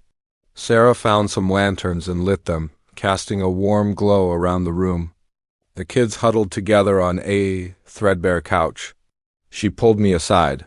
"Alex, what are we going to do?" she whispered, her voice trembling. "What if it doesn't leave?" I took a deep breath, trying to stay rational. "We've got shelter, and it looks like there's enough food here to last us a while. We'll wait it out. Someone's bound to come looking for us eventually." But as the night dragged on, that confidence began to erode. The creature outside gave no sign of leaving. We heard it moving around the cabin, testing the walls and the door.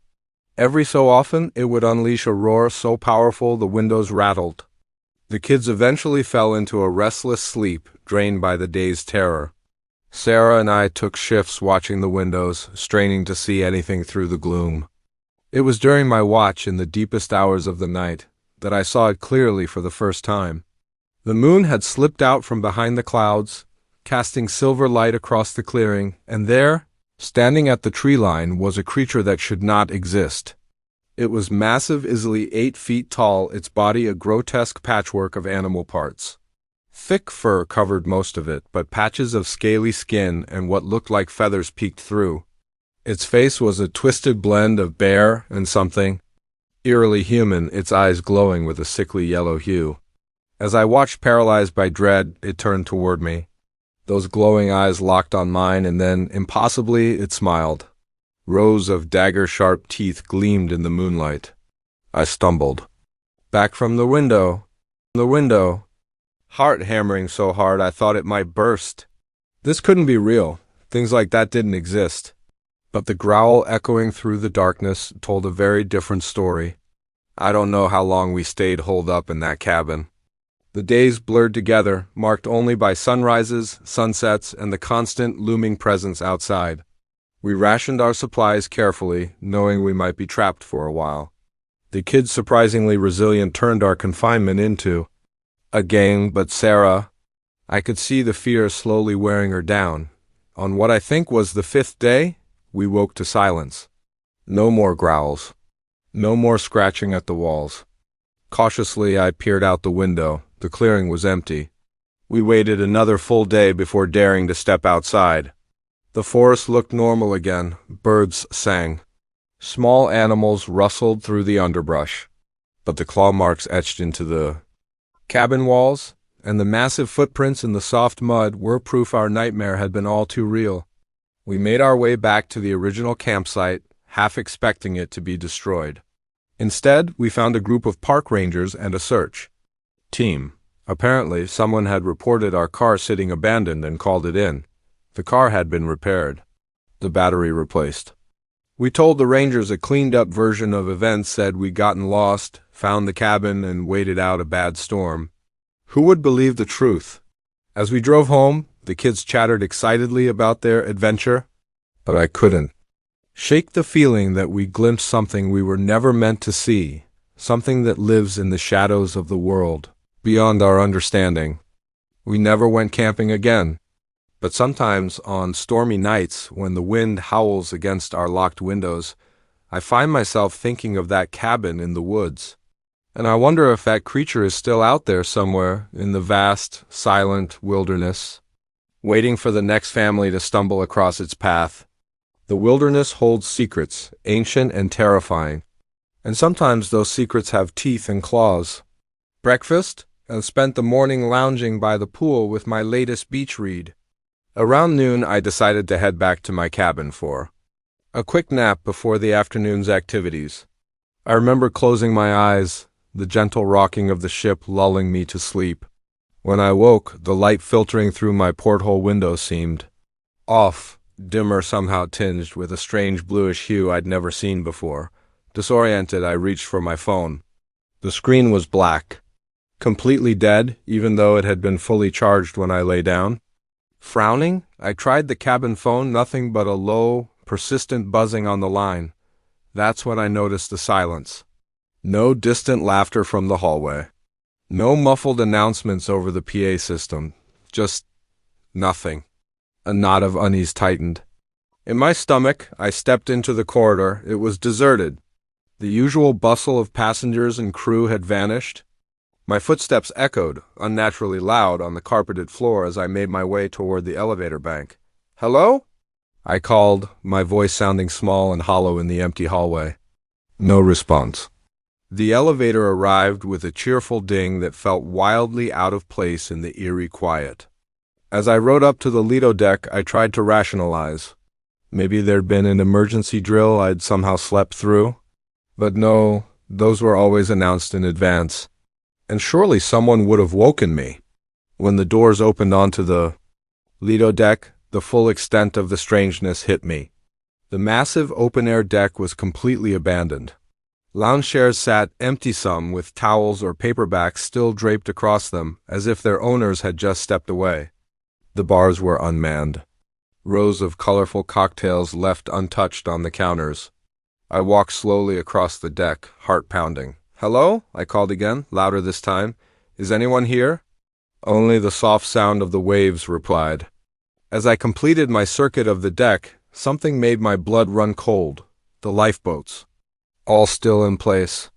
If there had been an evacuation, they would have been launched. I spent the next few hours combing the ship, deck by deck, my panic mounting with every empty room and silent corridor. The theater, mid-setup for the evening. Show, the casino, slot machines blinking quietly in the low light. The main dining room, tables perfectly set for a dinner that would never come. Everywhere I looked, there were signs of life interrupted. Half-eaten meals in the buffet. A dryer spinning a load of laundry in an otherwise empty laundromat. A child's stuffed animal lying in the middle of a hallway. But of the thousands of people who should have been aboard, there was no trace. As night fell, or what I assumed was night, judging by the deepening of that eerie blue glow, I made my way to the bridge, praying to find someone, anyone, who could explain what was happening. The bridge, too, was deserted. But at least here, there were signs of activity. Radar screens blinked softly, showing our position in the middle of the Caribbean Sea. Navigation systems hummed in steady rhythm. The ship was still on course, its automated systems operating as if nothing were wrong. I collapsed into the captain's chair, exhaustion and dread finally overwhelming me. What had happened? Where was everyone? And more urgently, what was I supposed to do now? As I sat there, staring blankly at the array of glowing monitors, something caught my eye, the date display. I blinked, certain I was imagining it. But no, there it was, glowing in unmistakable green, August 13th, 2024, a week. Somehow, impossibly, a full week had passed since I'd closed my eyes for a nap. I laughed, and a high, brittle sound that echoed through the empty bridge. This couldn't be real. People didn't just lose a week of time. Entire cruise ships full of passengers didn't just vanish, and yet, here I was. The next few days, if they even were days, because time no longer made sense, passed in a dazed blur. I wandered the ship, leaving notes in public areas, begging for answers, for proof I wasn't alone. I tried every phone, every radio, every channel I could think of, only static.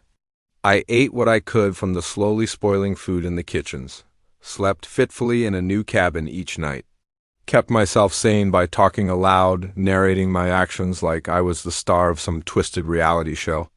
On what I think was the fourth day of my solitude, I saw the lights. At first I thought I was hallucinating, my mind finally snapping under the weight of isolation. But no, there they were. Distant pinpricks of light on the horizon, growing larger by the minute. Hope surged through me. Another ship? A rescue team? I raced to the bow, waving my arms and shouting, even though I knew they were still too far away to hear or see me. As the lights drew closer, I realized with a jolt they weren't coming from the sea. They were descending from the sky. My elation shifted to confusion, then settled into a kind of numb acceptance. Of course, why not? After everything else, why shouldn't there be strange lights in the sky? They hovered above the ship, beautiful and hypnotic, pulsing with colors I had no names for. They shimmered over the calm sea, casting dreamlike reflections that danced on the water's surface. Then a beam of light shot down from the center of the formation, touching the deck just a few feet from where I stood. And just like that, just as suddenly as they'd appeared, the lights vanished, and I was no longer alone. The deck was filled with people, passengers in swimsuits and sundresses, crew members in crisp uniforms. They moved about in a daze, murmuring questions, their voices overlapping in a confused chorus. What happened? Where did everyone go? Was I dreaming? I stood frozen, unable to comprehend what I was seeing. A man in a captain's uniform strode toward me, his face lined with concern. "Miss, are you all right?" "You look pale." I opened my mouth, but no words came out. How could I possibly explain? In the days that followed, as the ship made its way back to port, a story began to take shape. According to everyone else on board, no time had passed at all. One moment, they'd been enjoying their day, and the next, they were standing on deck, confused and disoriented. Only I remembered the empty ship, the days of isolation, the strange lights.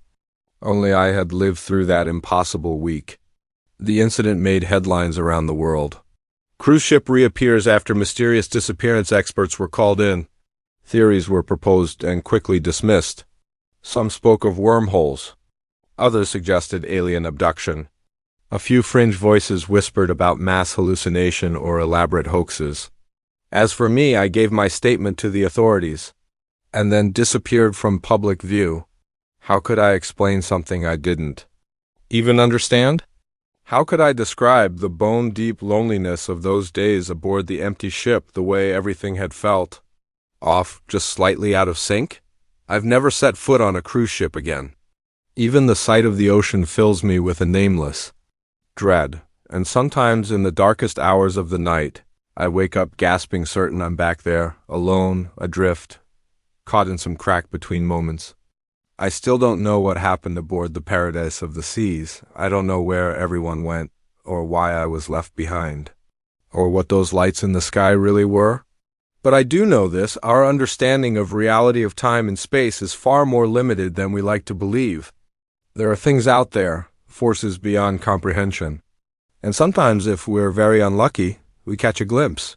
A brief, harrowing peek behind the curtain of reality into the vast, terrifying unknown that lies beyond. I got that glimpse, and it changed me forever. So the next time you're on a cruise or any ship, really, and you feel a sudden chill, or the light, T-shifts in a way you can't quite explain, or you find yourself alone in a place that should be crowded, remember my story. And pray with everything you have that you don't slip through the cracks like I did.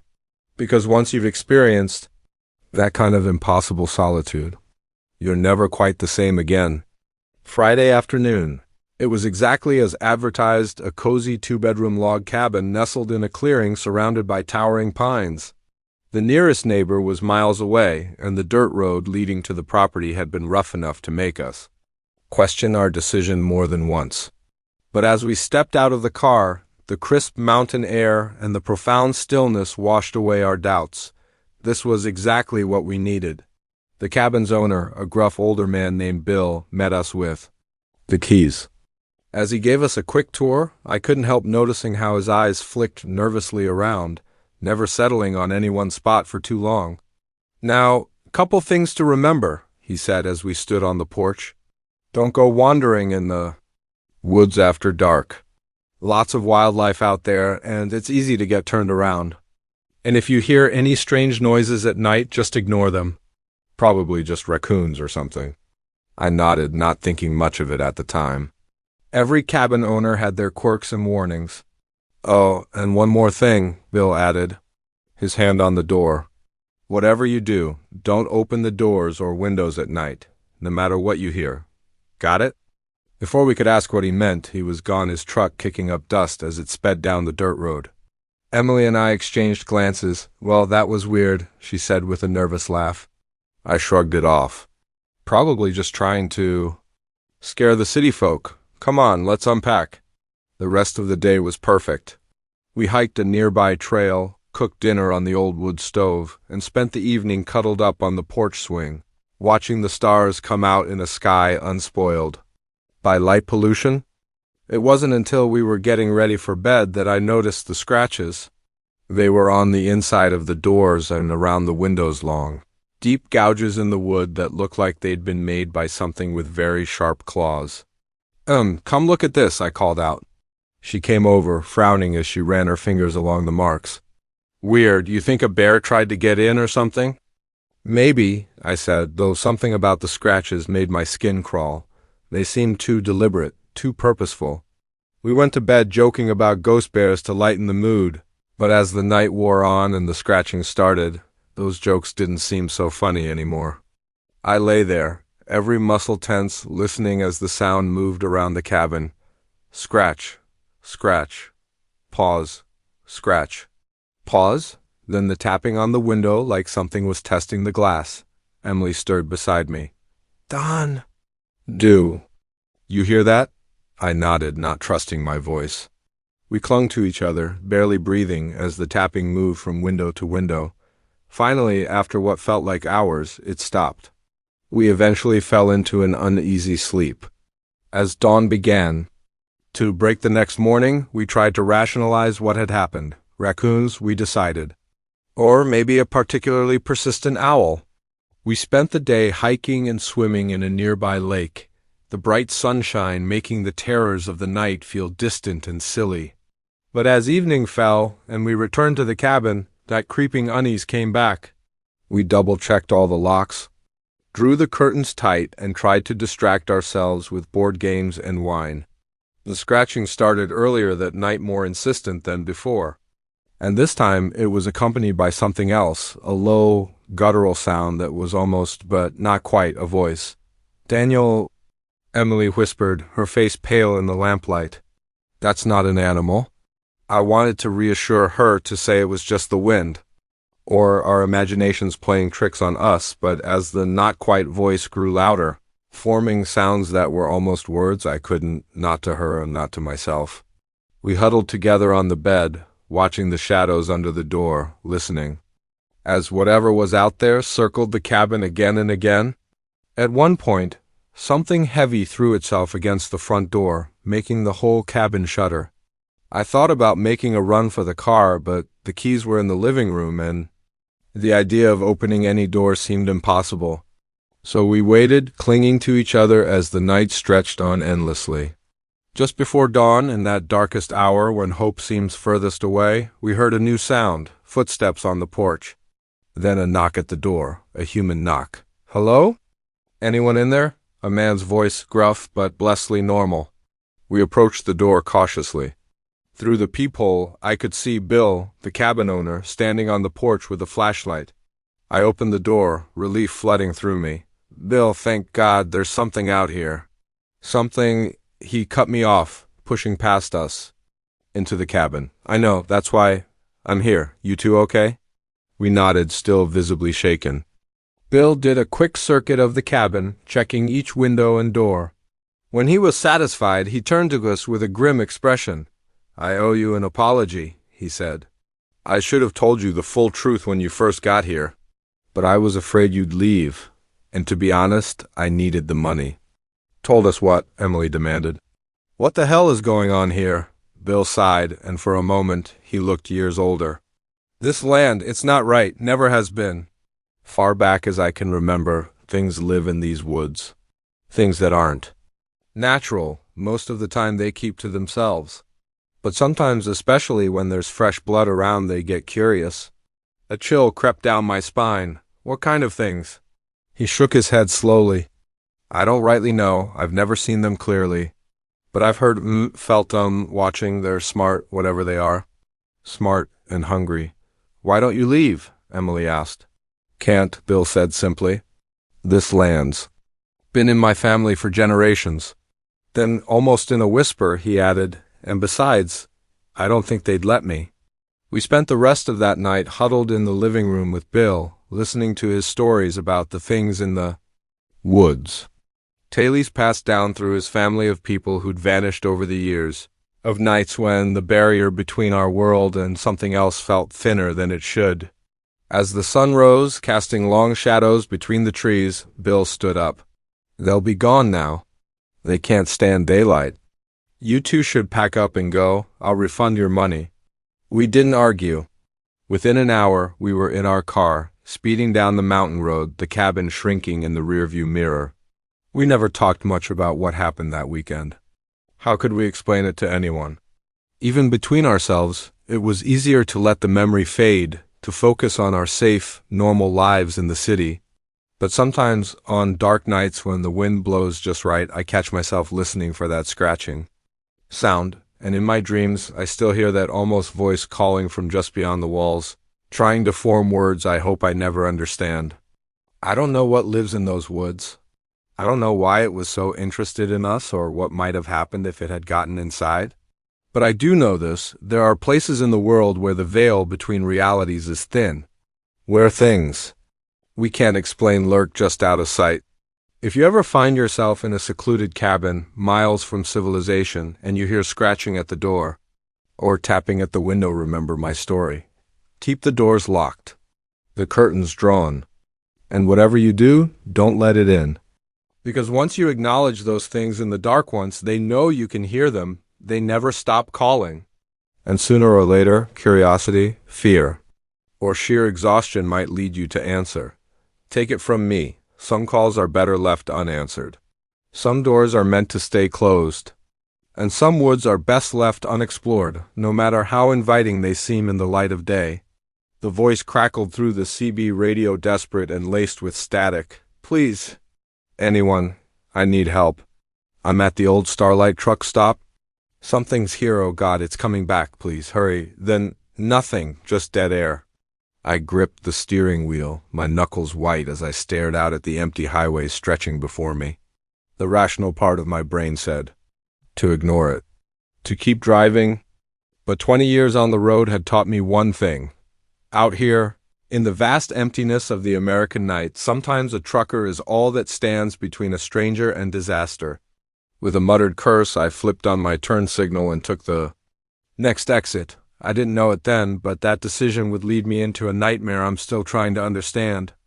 My name is Mike Callahan, and I've been hauling freight across the country since I was old enough to get my CDL. I've seen my share of strange things out on these lonely highways, ghost lights, bizarre weather, even what some folks might call UFOs, but nothing in all my years prepared me for what I found that night. At the abandoned Starlight truck stop, it was a standard run Seattle to Miami with a trailer full of electronics. I was making good time, the miles melting away under my wheels as I cruised through the New Mexico desert. The radio kept me company, a mix of old country tunes and the occasional chatter from fellow truckers. It was just past 2 o'clock when the distress call came through. At first I thought it was just some kids messing around on the channel. It wouldn't have been the first time. But something in that voice, the raw fear, the desperation, made me think twice. I tried to respond to get more information, but there was no answer, just that eerie, persistent static. I knew the Starlight. It had been a popular stop once, a neon-lit oasis with greasy food, cold drinks, and a friendly crowd in the middle of nowhere. But it shut down years ago, another casualty of the new highway bypass. Now it was just a decaying relic being slowly swallowed by the desert. As I took the exit, a cold knot formed in my gut. What if it was a trap? It wouldn't be the first time someone tried to lure a trucker off the main road with a fake distress call. But I couldn't shake the sound of that terrified voice. If someone really was in trouble out here, they didn't have many options left.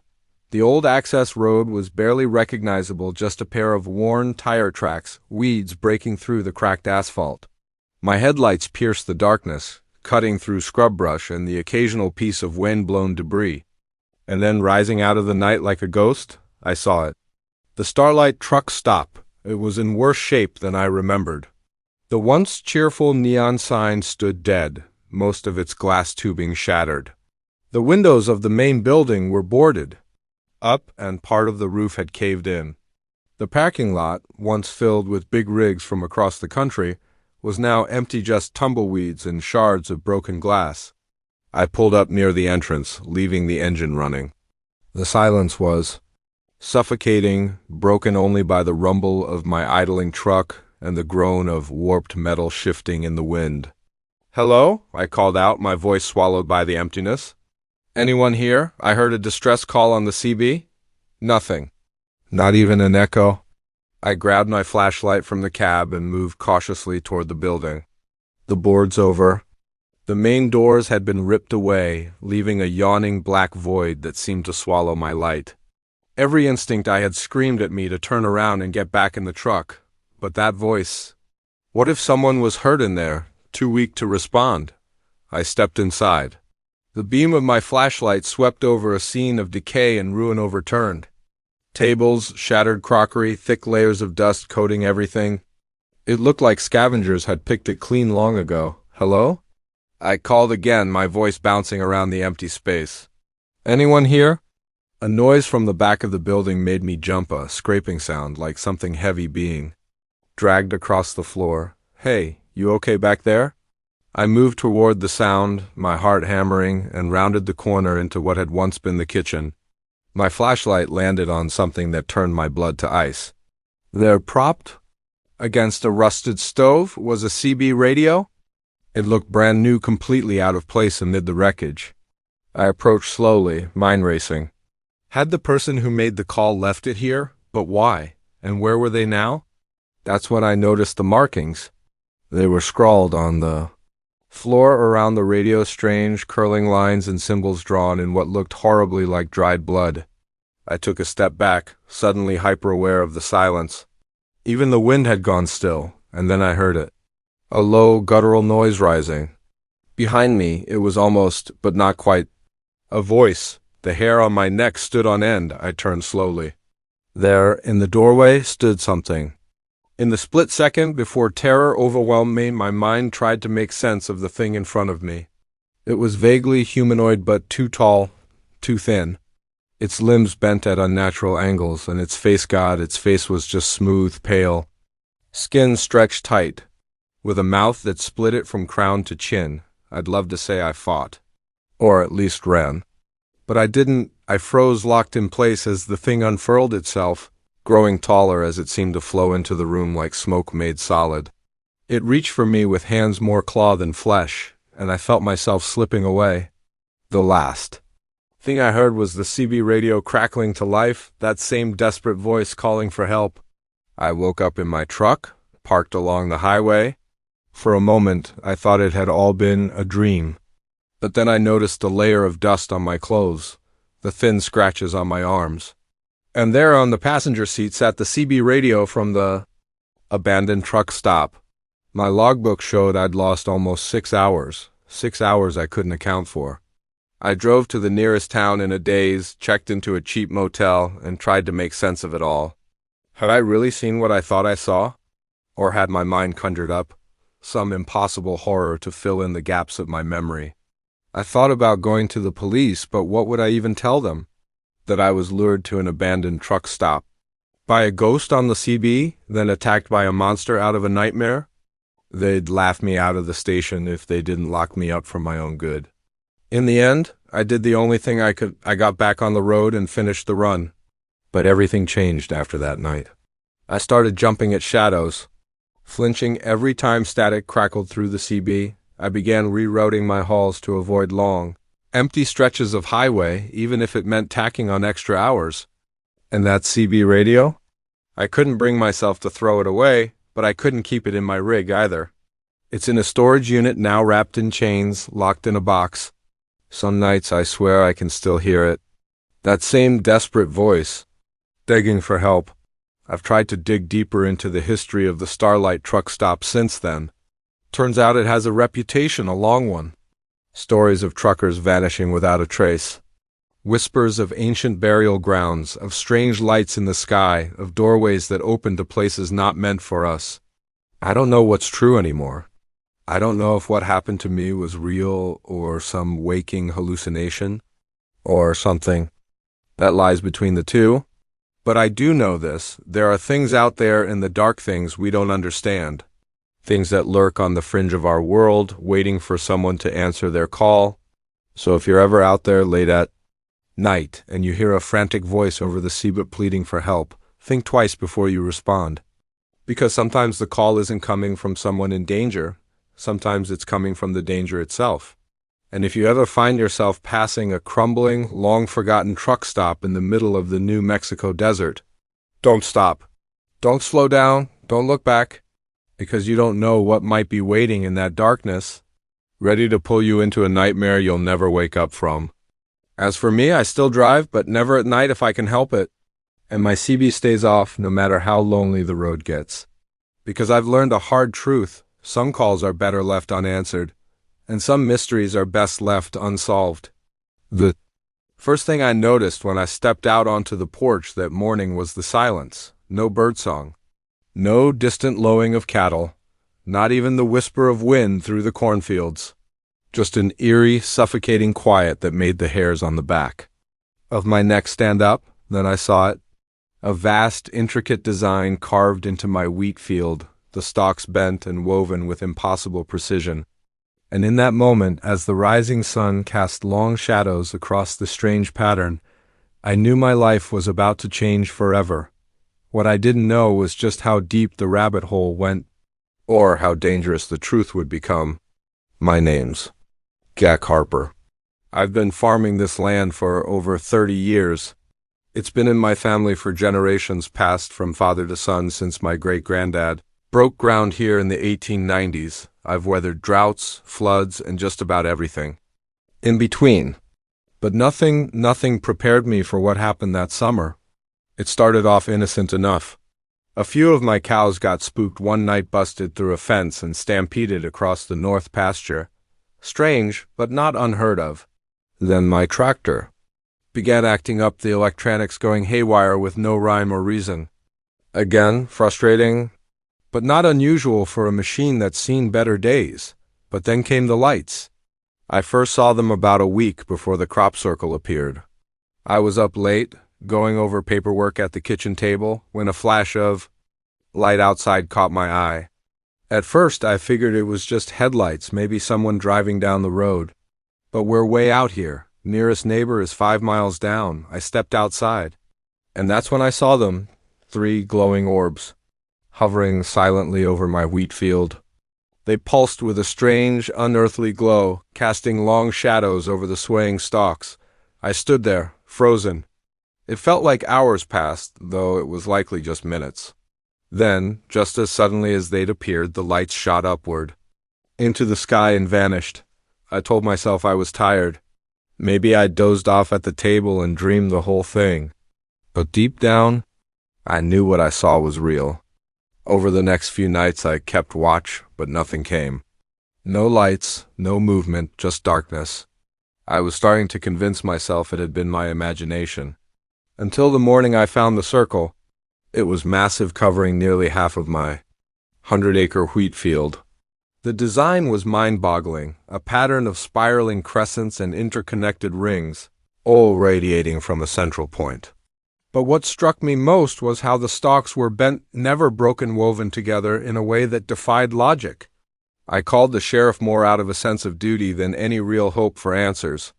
Bob's been a friend of mine for years, but I could see the disbelief in his eyes as he surveyed the field.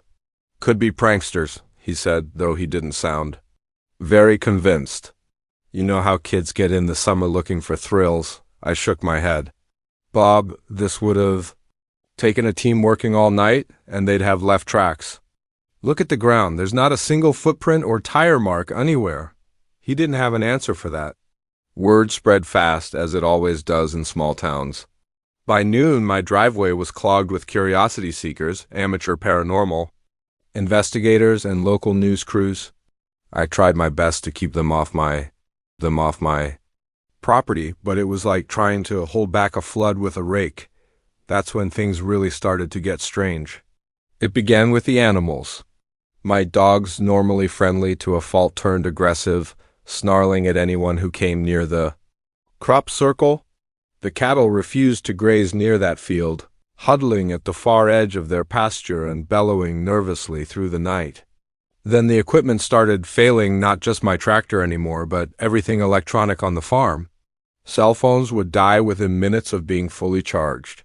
The TV showed nothing but static, occasionally breaking into bursts of what sounded like voices speaking in an unknown language. And the dreams, God, the dreams. Every night I found myself wandering through that wheat field, the stalks whisper singing around me in voices just beyond understanding. Something was always just ahead, just out of sight. I'd wake up in a cold sweat, the taste of metal on my tongue, feeling like I was on the edge of grasping something vast and terrible. About a week after the circle appeared, I had a visitor. He introduced himself as Dr. Alan Fredman, an astrophysicist from the State University. He wasn't like the other investigators who'd passed through quieter, more focused. "Mr. Harper," he said, eyes locked on the circle, "have you noticed any unusual phenomena since this appeared? Lights in the sky? Electronics malfunctioning?" The hairs on my neck stood on end. "How did you know that?" He turned. To me, face grave, because this isn't the first time. "There's a pattern, Mr. Harper. These events, they're escalating." Over the next few hours, Dr. Fredman told me things that shook me to my core about other crop circles, all sharing a similar design appearing across the country in recent years, about increased UFO sightings in those areas, and about people who had vanished, always within weeks of the circles forming. "We believe," he said in a hushed tone, "that these are some kind of test sites. Whatever intelligence is behind this, they're preparing for something bigger." I wanted to dismiss it all as nonsense, but I couldn't, not after what I'd seen, what I'd felt. "What do they want?" I asked, my throat dry. Dr. Fredman shook his head. "We don't know.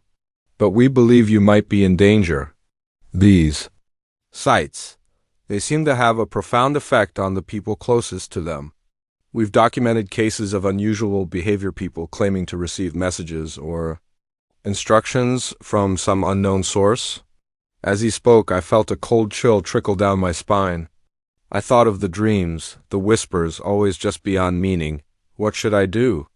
I asked. "Let us set up monitoring equipment," he said. "And whatever you do, don't enter that field. No matter what you hear, no matter what you think you see. Promise me." I promised. But I'd soon learn how hard promises are to keep when reality starts unraveling around you. The next few days passed in a blur. Dr. Fredman and his team set up cameras and sensors around the edge of the crop circle. They took soil and wheat samples, muttering to each other in low, worried tones. And all the while, the whispers in my dreams grew louder, more insistent. I'd wake up with strange symbols etched into my thoughts, my fingers itching to draw them, the pull to step into that circle. To reach the center grew stronger with every passing hour. It all came to a head on the 7th night. I was jolted awake by a sound I'd never heard before, a deep, thrumming vibration that seemed to come from everywhere and nowhere. I stumbled to the window, and my heart nearly stopped. The crop circle was glowing, pulsing with a soft, blue-white light that seemed to beat in time with the sound. And there, descending from above, were the lights I'd seen before, but this time they were coming down.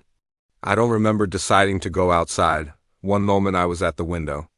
The next, I was sprinting across the yard in my pajamas, drawn toward the circle by a force I couldn't resist. Dr. Fredman's warning echoed in my mind, but it was faint now, distant, unimportant. Because all that mattered was reaching the center of the circle, meeting whatever was descending from the sky. I was just at the edge of the wheat field when a hand clamped onto my arm, yanking me back. It was Dr. Fredman, his face pale in the eerie, otherworldly glow. "Harper." "No," he shouted over the rising thrumming. "If you go in there, we'll lose you?" I fought against his grip, the whispers in my head drowning out every other sound, but he held tight. Gradually, painfully, the pull began to fade. Together, we watched in stunned silence as the lights descended into the center of the crop circle. There was a blinding flash so intense it left spots dancing across my vision, and then nothing. The lights vanished, the thrumming ceased. A crop circle lay still and silent. In the days that followed, government agents flooded my farm. The entire area was cordoned off. The crop circle was dug up, every inch of soil collected, tested, retested. I was questioned for hours, so was Dr. Fredman and his team. They found nothing, no radiation, no exotic elements, nothing to prove anything unusual had occurred. The official story became that it was all an elaborate hoax, despite the absence of any evidence to support that claim. But I know what I saw, I know what I felt. It's been 5 years since that night. I still farm the land, but everything's different now. That field? Nothing grows there anymore. No matter what we plant, and on quiet nights I swear I can still hear those whispers, soft and faint, curling at the edges of my mind. Sometimes when I look up at the stars, I feel it again. The weight of something watching, waiting. I don't know what would have happened if I'd reached the center of that circle. I don't know what's coming or when. But I do know this, we're not alone. And the universe is far stranger and far more terrifying than we ever imagined. So if you ever find a strange pattern carved into your field, or see lights in the sky moving in ways they shouldn't, remember my story. And whatever you do, don't answer when they call, because once you do, there's no going back. The coffee cup was still warm. That's what got me, not the eerie silence. Not the abandoned cars, not even the fresh tire tracks that led nowhere. It was that paper cup sitting in the trash, steam still curling from its contents, that made my skin crawl. Someone had been here moments ago, but now the rest stop was deserted. As I stood there, the hairs on the back of my neck bristling, I caught movement from the corner of my eye. At the edge of the woods, a figure watched. And in that moment, I knew I'd stumbled into something I wasn't meant to see. Something I might not escape from. My name's Alex, and I've been driving cross-country for nearly a decade. Long-haul trucking isn't glamorous, but it pays the bills and satisfies my wanderlust. I've seen my share of weirdness on the road, unexplained lights in the sky, ghost towns that don't appear on any map, even a few things that people might call supernatural. But nothing, absolutely nothing, prepared me for that night at the Pinewood rest stop. It was supposed to be a routine run, St. Louis to Portland, with a trailer full of electronics. I'd been pushing hard, trying to make up for a delay at my last stop. The night was moonless. The highway stretched out like a black ribbon into the distance. I'd been fighting off sleep for over an hour, eyes gritty, thoughts muddled when I saw the rest stop sign. I nearly cried with relief. Just a quick break, I told myself, splash some water on my face. Grab a coffee, then I'd be good for a few more hours. The rest stop emerged from the darkness like a glowing island. One of those older ones, a small brick building with restrooms and vending machines and a separate lot for trucks. I noticed a few parked cars, but no people. Odd. I pulled in and parked.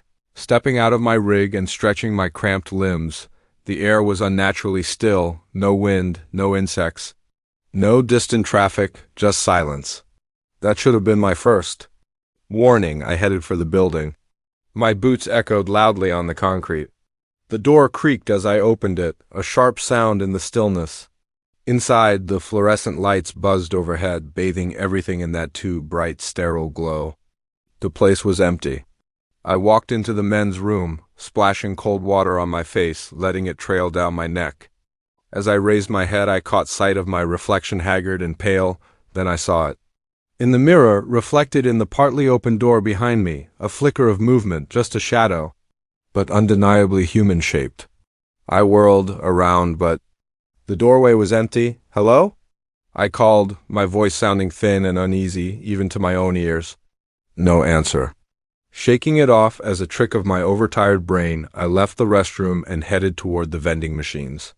That's when I noticed the other oddities, a jacket slung over a chair as if its owner had just stepped away, a smartphone on the table, its screen still glowing, and in the trash can by the door, a steaming cup of coffee. A chill crawled up my spine. Where was everyone? I stepped outside again, eyes scanning the parking lot. The cars I'd seen earlier were still there, some with doors hanging wide open. I moved toward the nearest one, a blue sedan. The keys were in the ignition, the engine ticking softly as it cooled. "Hey," I called, my voice bouncing off the empty lot. "Anyone here?" The silence that followed was deafening. That's when I spotted the tire tracks fresh, leading from one of the parking spaces and stopping abruptly at the edge of the lot, as if the vehicle had simply disappeared into thin air. My heart slammed in my chest, adrenaline cutting through. The haze of exhaustion like a blade. Something was very, very wrong. I turned, intending to bolt for my truck and get the hell out of there. That's when I saw it, the figure at the edge of the woods, human-shaped, but not quite right, too tall, too thin. Its proportions were subtly, disturbingly off. It stood motionless, half concealed behind a tree, watching me. I froze, locked in its gaze like a rabbit caught in a wolf's sights. For a long moment, neither of us moved. Then slowly, it raised a hand and beckoned. Terror ripped through me like an electric jolt. I ran, sprinting from my truck with a speed I didn't know I had. I fumbled with the keys, cursing as they slipped from my fingers, scrabbling in the gravel to grab them. I hauled myself into the cab and risked a glance back. The figure was closer now, no longer hiding among the trees. Under the harsh glare of the rest stoplights, I could see it more clearly, and God, I wish I couldn't. Its skin was pale, nearly translucent, stretched tight over a grotesque frame. Its face was smooth, almost blank, except for sunken eyes that gleamed in the light like a cat's, and its mouth split, its face ear to ear, lined with rows of needle-sharp teeth. I jammed the key into the ignition, the engine roaring. To life, I slammed the truck into gear. Out of the corner of my eye, I saw movement, more figures emerging from the woods. Dozens of them, all with the same impossible build, moving with an eerie, fluid grace. I floored it. The tires spun on gravel before catching, and then I was gone, tearing out of that rest stop like every demon in hell was chasing me, and maybe they were. I drove for hours, pushing far beyond the legal limits for time behind the wheel. I didn't stop until the sun was high in the sky and I'd crossed 2 state lines. Even then, I couldn't shake the sensation of being watched. When I finally worked up the nerve to check my mirrors, the highway behind me was empty, no signs of pursuit. No trace of the nightmare I'd left behind. But the memory of those figures, of that beckoning hand, was burned into my brain. I thought about reporting it, but who would believe me? I'd sound like a madman, ranting about monsters at a rest stop, so I stayed silent. I finished my run and told myself it was all a hallucination, born of exhaustion and overwork. But I couldn't forget. And I couldn't stop thinking about the people who were there, the ones who'd left their cars, their things, the ones who followed that beckoning hand into the trees. Where did they go? What happened to them? In the weeks that followed, I did some digging. It wasn't easy. I'm no detective, and I had next to nothing to work with, but what I found chilled me to the bone. There were stories, whispers traded among long-haul drivers and late-night travelers, tales of rest stops where people vanished without a trace, of figures seen lurking at the tree line, always at night, always beckoning. Some claimed they were aliens, others swore they were interdimensional entities. A few whispered about ancient, forgotten gods waking in our modern world. I don't know what they are. I don't know what they want. But I know they're out there, waiting on the fringes of lonely highways, hiding in the shadows of midnight rest stops. I still drive, but never at night if I can help it. I skip rest stops, pushing myself from one big town to the next, without taking a break. And I never ever stop if I see a solitary figure standing at the edge of the woods. Sometimes on long hauls when the night is deep and the road feels endless, I catch glimpses of them in my mirror's tall, thin figures keeping pace with my truck despite its speed, watching, waiting, and sometimes I wonder if I ever truly escaped that night, or if I'm still there somehow, trapped in some in-between place, living a life that's not quite real. So, if you ever find yourself driving late at night and a rest stop appears out of the darkness, think twice before pulling in. Check your gas gauge, your caffeine level, your exhaustion. Ask yourself, is it worth the risk? Because you never know what might be lurking there in the shadows. You never know who or what might be waiting to beckon you into the woods, and once you follow, you may never find your way back. Remember my story and just keep driving, no matter how tired you are, because some rest stops aren't meant for rest. Some are gateways to places we were never meant to go. And once you cross that threshold, there's no return. The first photo showed nothing but trees. The second captured a blur of motion at the edge of the frame. But it was the third image that made my blood run cold. There, emerging from the shadows between two ancient pines, stood a figure humanoid, but wrong. Too tall, too thin. Its proportions distorted in a way that defied natural law. And it was staring directly into the camera at me. I lowered the viewfinder with trembling hands, my eyes darting to the lengthening shadows around my campsite. Night was falling, and I was no longer alone in these woods. My name is Maggie Chun, and I've been a nature photographer for nearly a decade. I've trekked through rainforests, scaled peaks, and slogged through swamps to capture the perfect shot, but nothing in all my years of experience prepared me for what I encountered in the depths of the Olympic National Forest. It was supposed to be a routine job, a 2-week solo expedition to photograph the raw beauty of the old-growth forest for a conservation magazine. I'd done dozens of trips like it before, and I was looking forward to the solitude immersing myself in nature, far from the noise of the modern world. The first few days were perfect. The forest was a dream, towering evergreens draped in moss, hidden waterfalls, golden sunlight filtering through the canopy. I set up base camp in a clearing, beside a gentle stream, heading out each day to explore and shoot. But on the fourth night, things started to feel wrong. I was reviewing the day's images when I noticed something strange in the background of one, just a shape, barely visible in the shadow between two trees. At first, I dismissed it as a trick of the light, maybe a deer. But something about it wouldn't let go.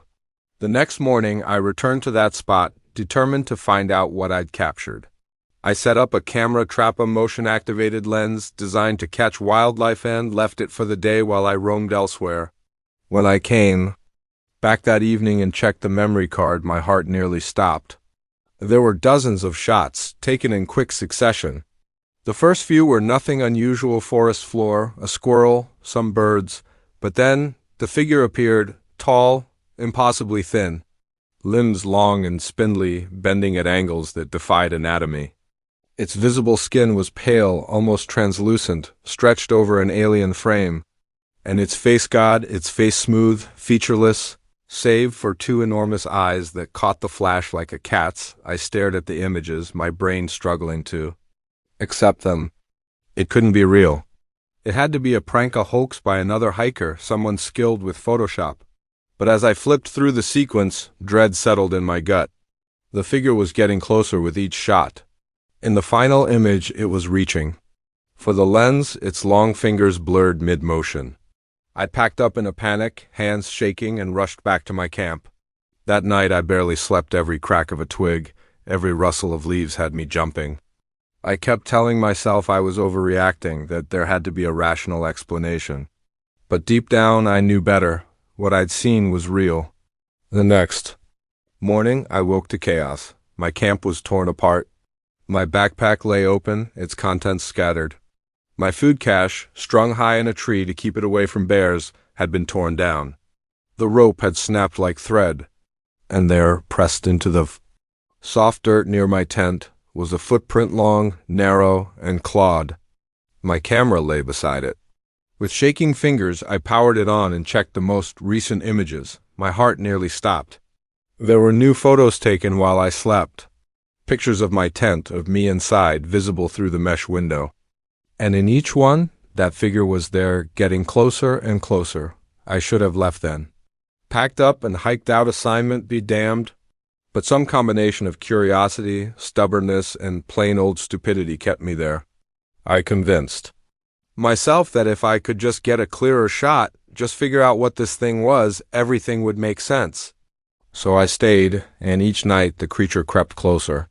I set up more camera traps around my camp, capturing image after image of the being as it circled my tent. I barely slept, spending each night huddled in my sleeping bag, clutching my hunting knife, jumping at every sound. During the day, I'd venture out following trails of broken branches and strange footprints. I found places where the underbrush had been crushed as if something massive had bedded down. Once, I discovered a tuft of hair caught on a branch coarse and gray, like no animal fur I'd ever seen. As the days passed, I began to feel like I was unraveling. The forest, once serene and inviting, had turned sinister. The trees loomed above, their limbs stretching like gnarled fingers. I couldn't shake the sense that I was being watched even in the full light of day, and still, I stayed. My need to understand, to document what I was witnessing, had become an obsession. It all came to a head on what should have been my last night in the forest. I planned to hike out in the morning, assignment complete, sanity hanging by a thread. I'd set my cameras for one final night of observation, praying for just one undeniable shot to prove I wasn't losing my mind. I must have drifted off despite my fear because I woke suddenly to total darkness inside my tent. Something was different. The familiar sounds of the forest, the rustle of leaves, the chirping insects had fallen completely silent. And something was outside. I could hear it moving softly but unmistakably, circling, sniffing. I lay there, frozen in place, paralyzed by terror as it completed its slow, deliberate path around me. Then, to my horror, I saw the zipper begin to move. Inch by agonizing inch, it slid downward. The tent's opening widened. I wanted to scream, to move, to run, but my body betrayed me. I could only watch, eyes wide in the blackness, as a long, pale hand jointed in too many places slipped through the opening. The hand paused, as if tasting my fear, then deliberately reached for my camera, lying just beside my sleeping bag. In that instant, instinct kicked in, pure, primal survival. I lunged forward, snatching the camera away from the encroaching hand. In the same motion, I kicked out hard, tearing through the side of the tent and tumbling into the night. I ran, blindly, clutching the camera to my chest like a lifeline, crashing through the underbrush, tripping over roots, branches whipping at my face. Behind me, I could hear it following, not running, but gliding through the woods with impossible speed, like smoke flowing through trees. I don't know how far I ran. My lungs burned. My legs screamed, but panic drove me forward. Then, at last, salvation. I saw lights through the trees. The ranger station at the trailhead, a beacon of safety in the wilderness. I burst from the tree line, gasping and wild-eyed. The startled ranger on duty took one look at me, my torn clothes, my terror, and pulled me inside, locking the door tight. The rest of the night passed in a blur. I remember stammering out my story, the ranger's skeptical look shifting to concern as he saw the fear in my eyes. I remember the police arriving, taking my statement. And I remember the moment they asked to see my camera. With trembling hands, I powered it on and began to scroll. But where there should have been dozens of photos, dozens of shots of that unearthly being, there was nothing. Just trees, shadows, ordinary forest scenes. Even the final night's photos, the ones I was sure I'd taken of the hand breaching my tent, were gone. In the harsh fluorescent light of the ranger station, surrounded by the comfort of civilization, the whole ordeal began to feel like a nightmare. Had I imagined it? Had 2 weeks alone in the deep woods broken something in me? But then I saw it in the very last image on the card. Barely visible, blurred in the background, there was a figure, tall, thin, half concealed behind a tree. And though the photo was faint, I could swear it was smiling. I've never gone back to those woods. I've never told the full story to anyone but you.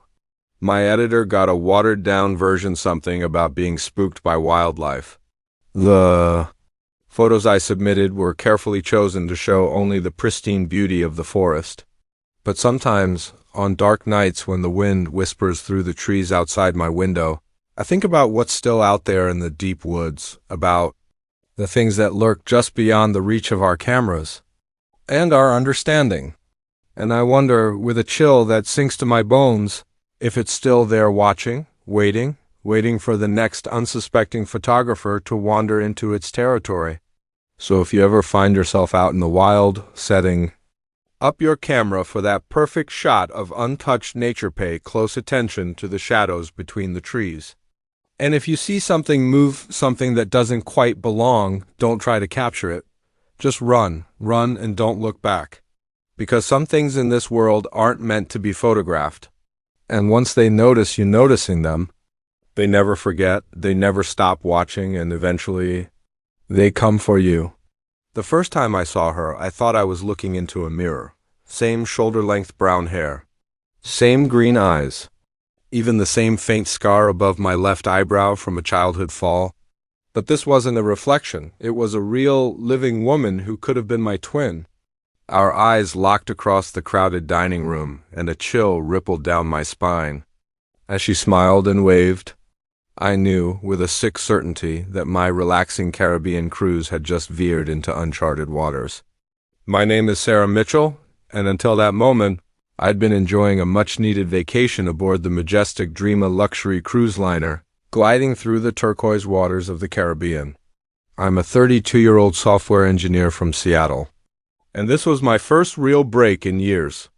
I'd been looking forward to 10 full days of sun, relaxation, and maybe, if luck was on my side, a little bit of romance. The first few days were everything I'd hoped for. I lounged by the pool, indulged in too many fruity cocktails, and even sparked a flirtation with a charming guy named Mike, who was traveling with friends. But on the fourth night, during the captain's dinner, everything changed. I'd dressed up for the occasion, slipping into a new blue dress I'd bought just for the trip. As I entered the grand dining room, I paused at a large decorative mirror to fix my hair. That's when I saw her. At first, I thought it was just my reflection from a strange angle, but as I turned, I realized with a jolt that she was someone else, someone real. Someone identical to me down to the smallest detail. Our eyes met, and for a heartbeat, the noise and bustle of the dining room faded into nothing. She smiled and gave a small wave like we were old friends. I stood frozen, mind racing. This couldn't be real. It had to be some elaborate prank or maybe a vivid hallucination. A waiter bumped into me, snapping the moment. By the time I looked back, she was gone, lost in the stream of passengers filing to their tables. Throughout dinner, I could hardly concentrate. My eyes kept sweeping the room, searching for my double. I spotted her once, sitting at a table across the way, but when I blinked, she was gone again. "Sarah, you okay?" Mike's voice brought me back. "You look like you've seen a ghost." I forced a laugh. "Sorry, just a little tired. Must be all the sun." But as the evening dragged on, the unease inside me deepened. Who was she? And why did she look exactly like me? The next morning, I made up my mind I had to find her.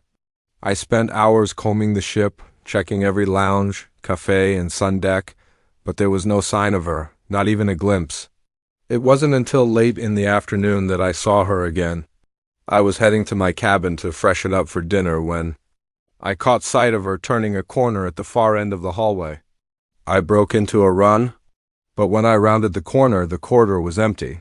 That night, sleep wouldn't come. Every time I closed my eyes, I saw her face my face grinning across the dining room. Around 2 in the morning, I gave up and decided to take a walk to clear my head. The ship was eerily quiet as I wandered the empty halls. Eventually, I found myself on one of the upper decks, leaning on the railing, staring out over the moonlit ocean. That's when I heard footsteps behind me, soft but distinct. I turned, half expecting to see my double. Instead, it was Mike, looking surprised to find me. "Sarah, what are you doing up so late?" I hesitated, then decided to take a chance. "Mike, this is going to sound crazy, but have you seen anyone on the ship who looks like me?" "I mean exactly like me?" He frowned, clearly confused. "What do you mean?" I told him everything, about seeing my doppelganger at dinner, about chasing her through the ship. As I spoke, I saw the concern growing in his eyes. "Sarah," he said gently when I finished, "I think maybe you should talk to the ship's doctor. Stress can do strange things to your mind." "I'm not crazy," I snapped, then immediately regretted it when I saw the hurt flash across his face. "I'm sorry, I know what I saw, Mike. She's real." He nodded, but I could tell he wasn't convinced. Okay, look. Why don't we do some investigating tomorrow? If there really is someone who looks that much like you, others must have noticed, right? I agreed, grateful for his support even. If he thought I was losing it. We made plans to meet for breakfast, and I headed back to my cabin feeling slightly better. That night I dreamed of mirrors. Endless corridors lined with mirrors, each one reflecting a slightly different version of myself. I woke up gasping, soaked in sweat. The next few days blurred together, paranoia and dead ends. Mike and I questioned passengers, combed through guest lists, even bribed a junior crew member for access to security footage, but there was no sign of my mysterious twin. Other passengers began giving me odd looks.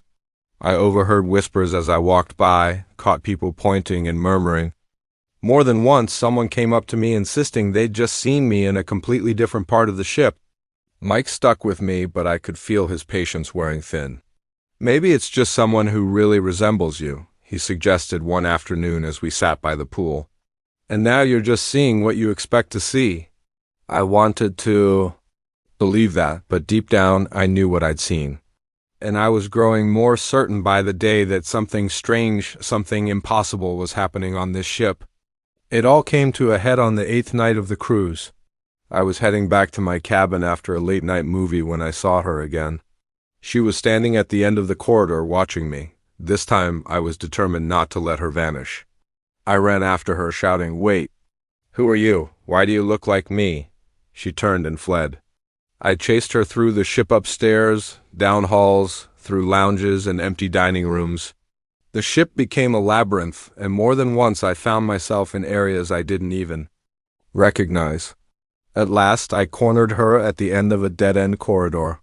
She stood with her back to me, shoulders heaving like she'd been running too. "Please," I gasped, out of breath. "Just tell me who you are." Slowly she turned. And as she faced me, the world tilted. Her face was mine, yes, but wrong. The features were off. Just slightly, the eyes too wide, the smile too sharp. As I stared, her face rippled, shifting like a reflection on disturbed water. "Who am I?" she said, her voice a warped version of mine. "I'm you, Sarah, or rather, who you could be, who you might become." She stepped forward, and I stumbled back, hitting the wall. What are you?" Her grin stretched wider and humanly wide. "I'm a possibility. A potential future. This ship it sails where realities blur, where versions of ourselves can meet." My mind reeled, trying to process her words. "But why? Why reveal yourself to me?" She laughed, a sound that chilled me to the bone. To offer a choice, of course. Go back to your safe, predictable life, or embrace the unknown, become more. As she spoke, I noticed something behind her. The end of the corridor shimmered like a heat haze, and beyond it I saw flashes of other places. Other realities. She held out her hand. "Come with me, Sarah. See what you could become." For a moment, I was tempted. The lure of the unknown tugged at me, promising adventure. But then I thought of home, of my family, my friends, of Mike, likely worried sick by now. I shook my head. No, this is my life, my reality, and I choose it. Her face twisted with fury, becoming less and less human by the second. "You'll regret this," she hissed, and then, before I could react, she lunged at me. I squeezed my eyes shut, bracing for impact, but it never came. Instead, I felt a rush of air, a sensation like falling, and then nothing. When I opened my eyes, I was back in my cabin. Sunlight streamed through the porthole, and the distant sounds of passengers enjoying the morning drifted in from the hallway. For a moment, I thought it had all been a dream. But then I saw something on my bedside table, a small silver pendant, shaped like a key, something I'd never seen before. But that looked oddly familiar. I picked it up, and as I did, I caught my reflection in the mirror. Just for a second, I could have sworn it smiled at me with a mouth that stretched a little too wide. The rest of the cruise passed without incident. I never saw my doppelganger again, and eventually I convinced myself that too much sun and stress had played tricks on my mind. Mike and I grew closer, and by the time we docked, We were making plans to meet up again back in the real world. But sometimes, late at night, I find myself staring at that silver key, and I wonder about the roads we don't take, about other versions of myself, and other realities. I can't help but think that somewhere out there, aboard a ship sailing between worlds, another Sarah made a very different choice. So if you ever find yourself on a cruise and happen to glimpse someone who looks exactly like you, remember my story and choose carefully.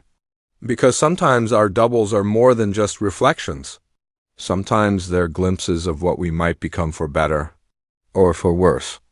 The words were whispered with such urgency, such raw fear, that I felt my blood run cold. Whatever you do, don't be here at midnight. The weathered trucker who'd said them was already walking away, leaving me frozen in my seat, half-eaten burger growing cold on the plate in front of me. I glanced at my watch.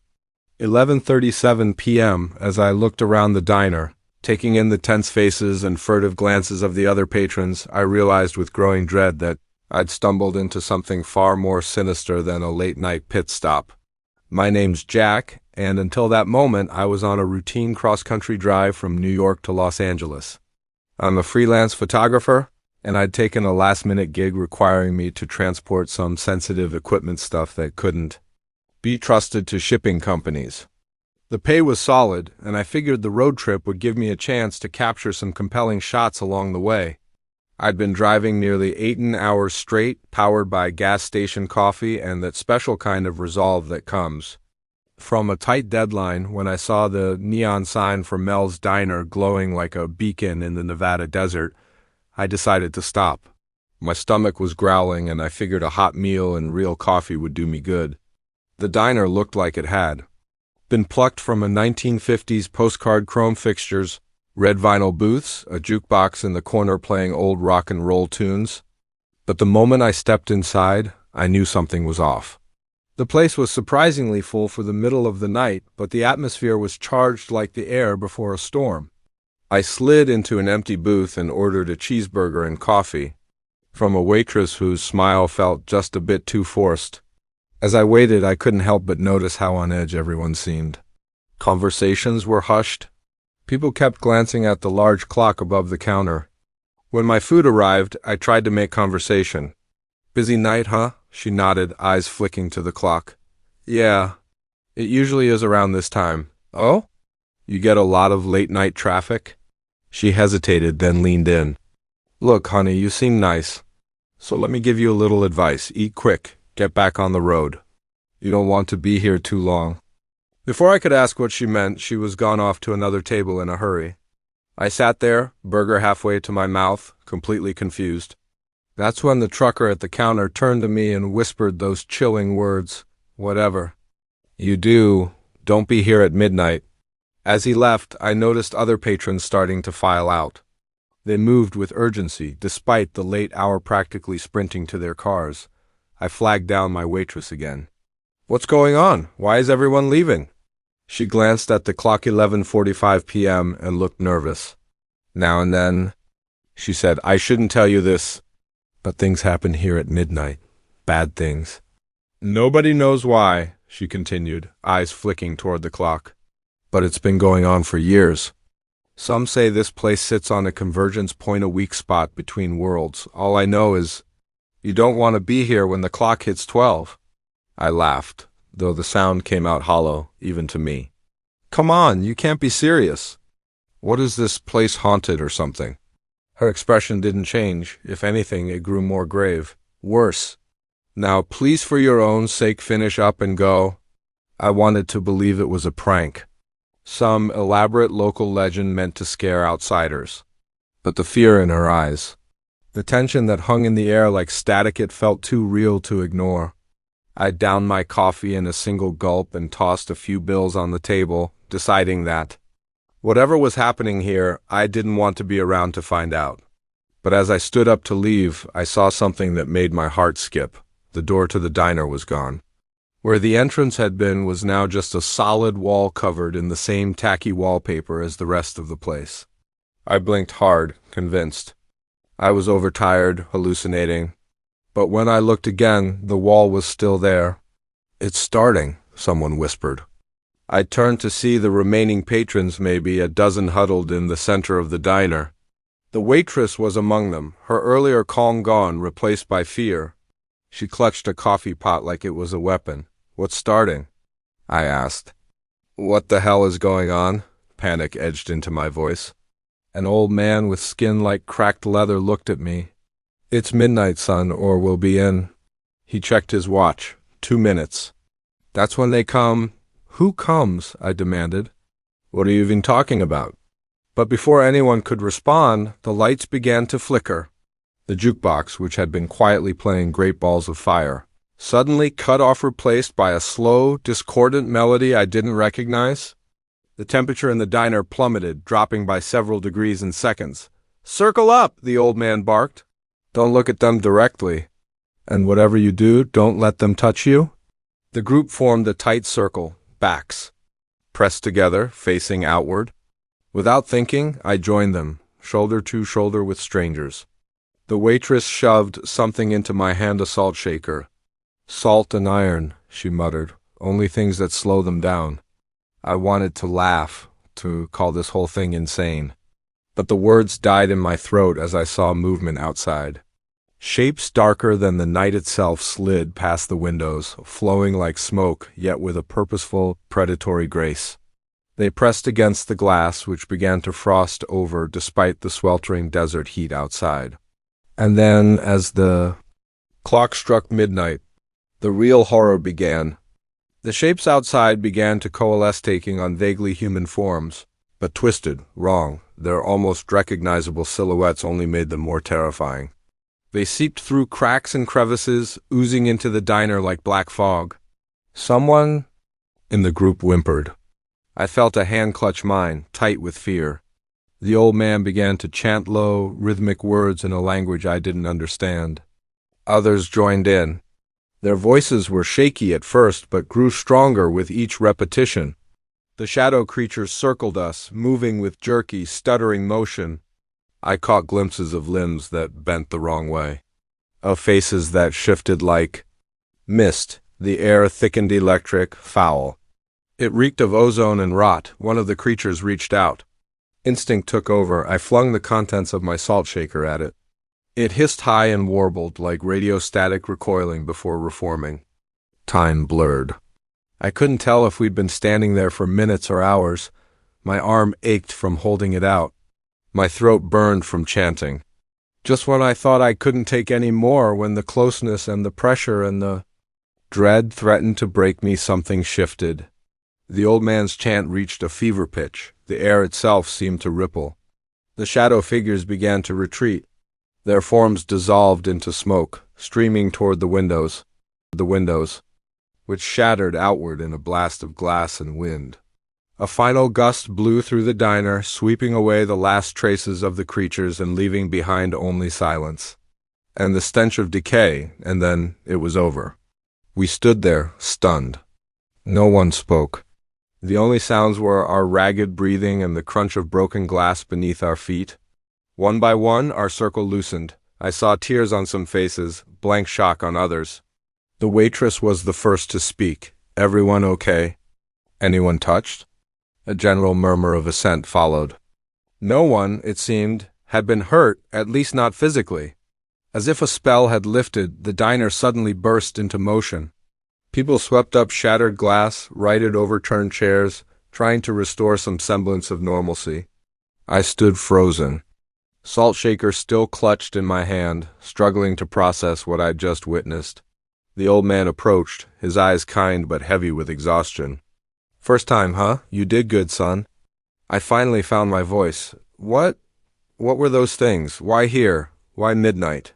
He shook his head slowly. "Wish I knew. I've been coming here every night for 30 years, trying to figure it out. All I know is they're getting stronger. And if we weren't here to hold them back," he let the sentence trail off. The meaning was unmistakable. Outside, the sun was beginning to rise, painting the desert in soft pinks and golds. The door to the diner reappeared. One by one, people began to leave, nodding to each other with the quiet camaraderie of soldiers who'd survived a battle. Together, I walked to my car on unsteady legs, my thoughts still spinning. Just as I was about to pull away, the waitress came running out and pressed a slip of paper into my hand. "If you're ever passing through again," she said, "and you want to help, this is where we'll be." I looked down. It was a scheduled dates and times, a roster of guardians standing watch against the darkness. As I pulled back onto the highway, the night's events already felt surreal, like fragments from a vivid nightmare, but the salt shaker resting on my passenger seat, and the paper gripped in my hand, they were real, undeniable proof of what I'd seen. I don't know if I'll ever return to that diner. Part of me hopes I never lay eyes on it again. But another part, I'm still coming to terms with knows that I will, because now that I've seen what's out there, now that I know what lurks in the cracks between moments, how could I not stand against it? So if you ever find yourself driving through the Nevada desert in the dead of night, and you see a diner glowing like a beacon in the distance, think carefully before pulling in. And if you do, keep your eye on the clock.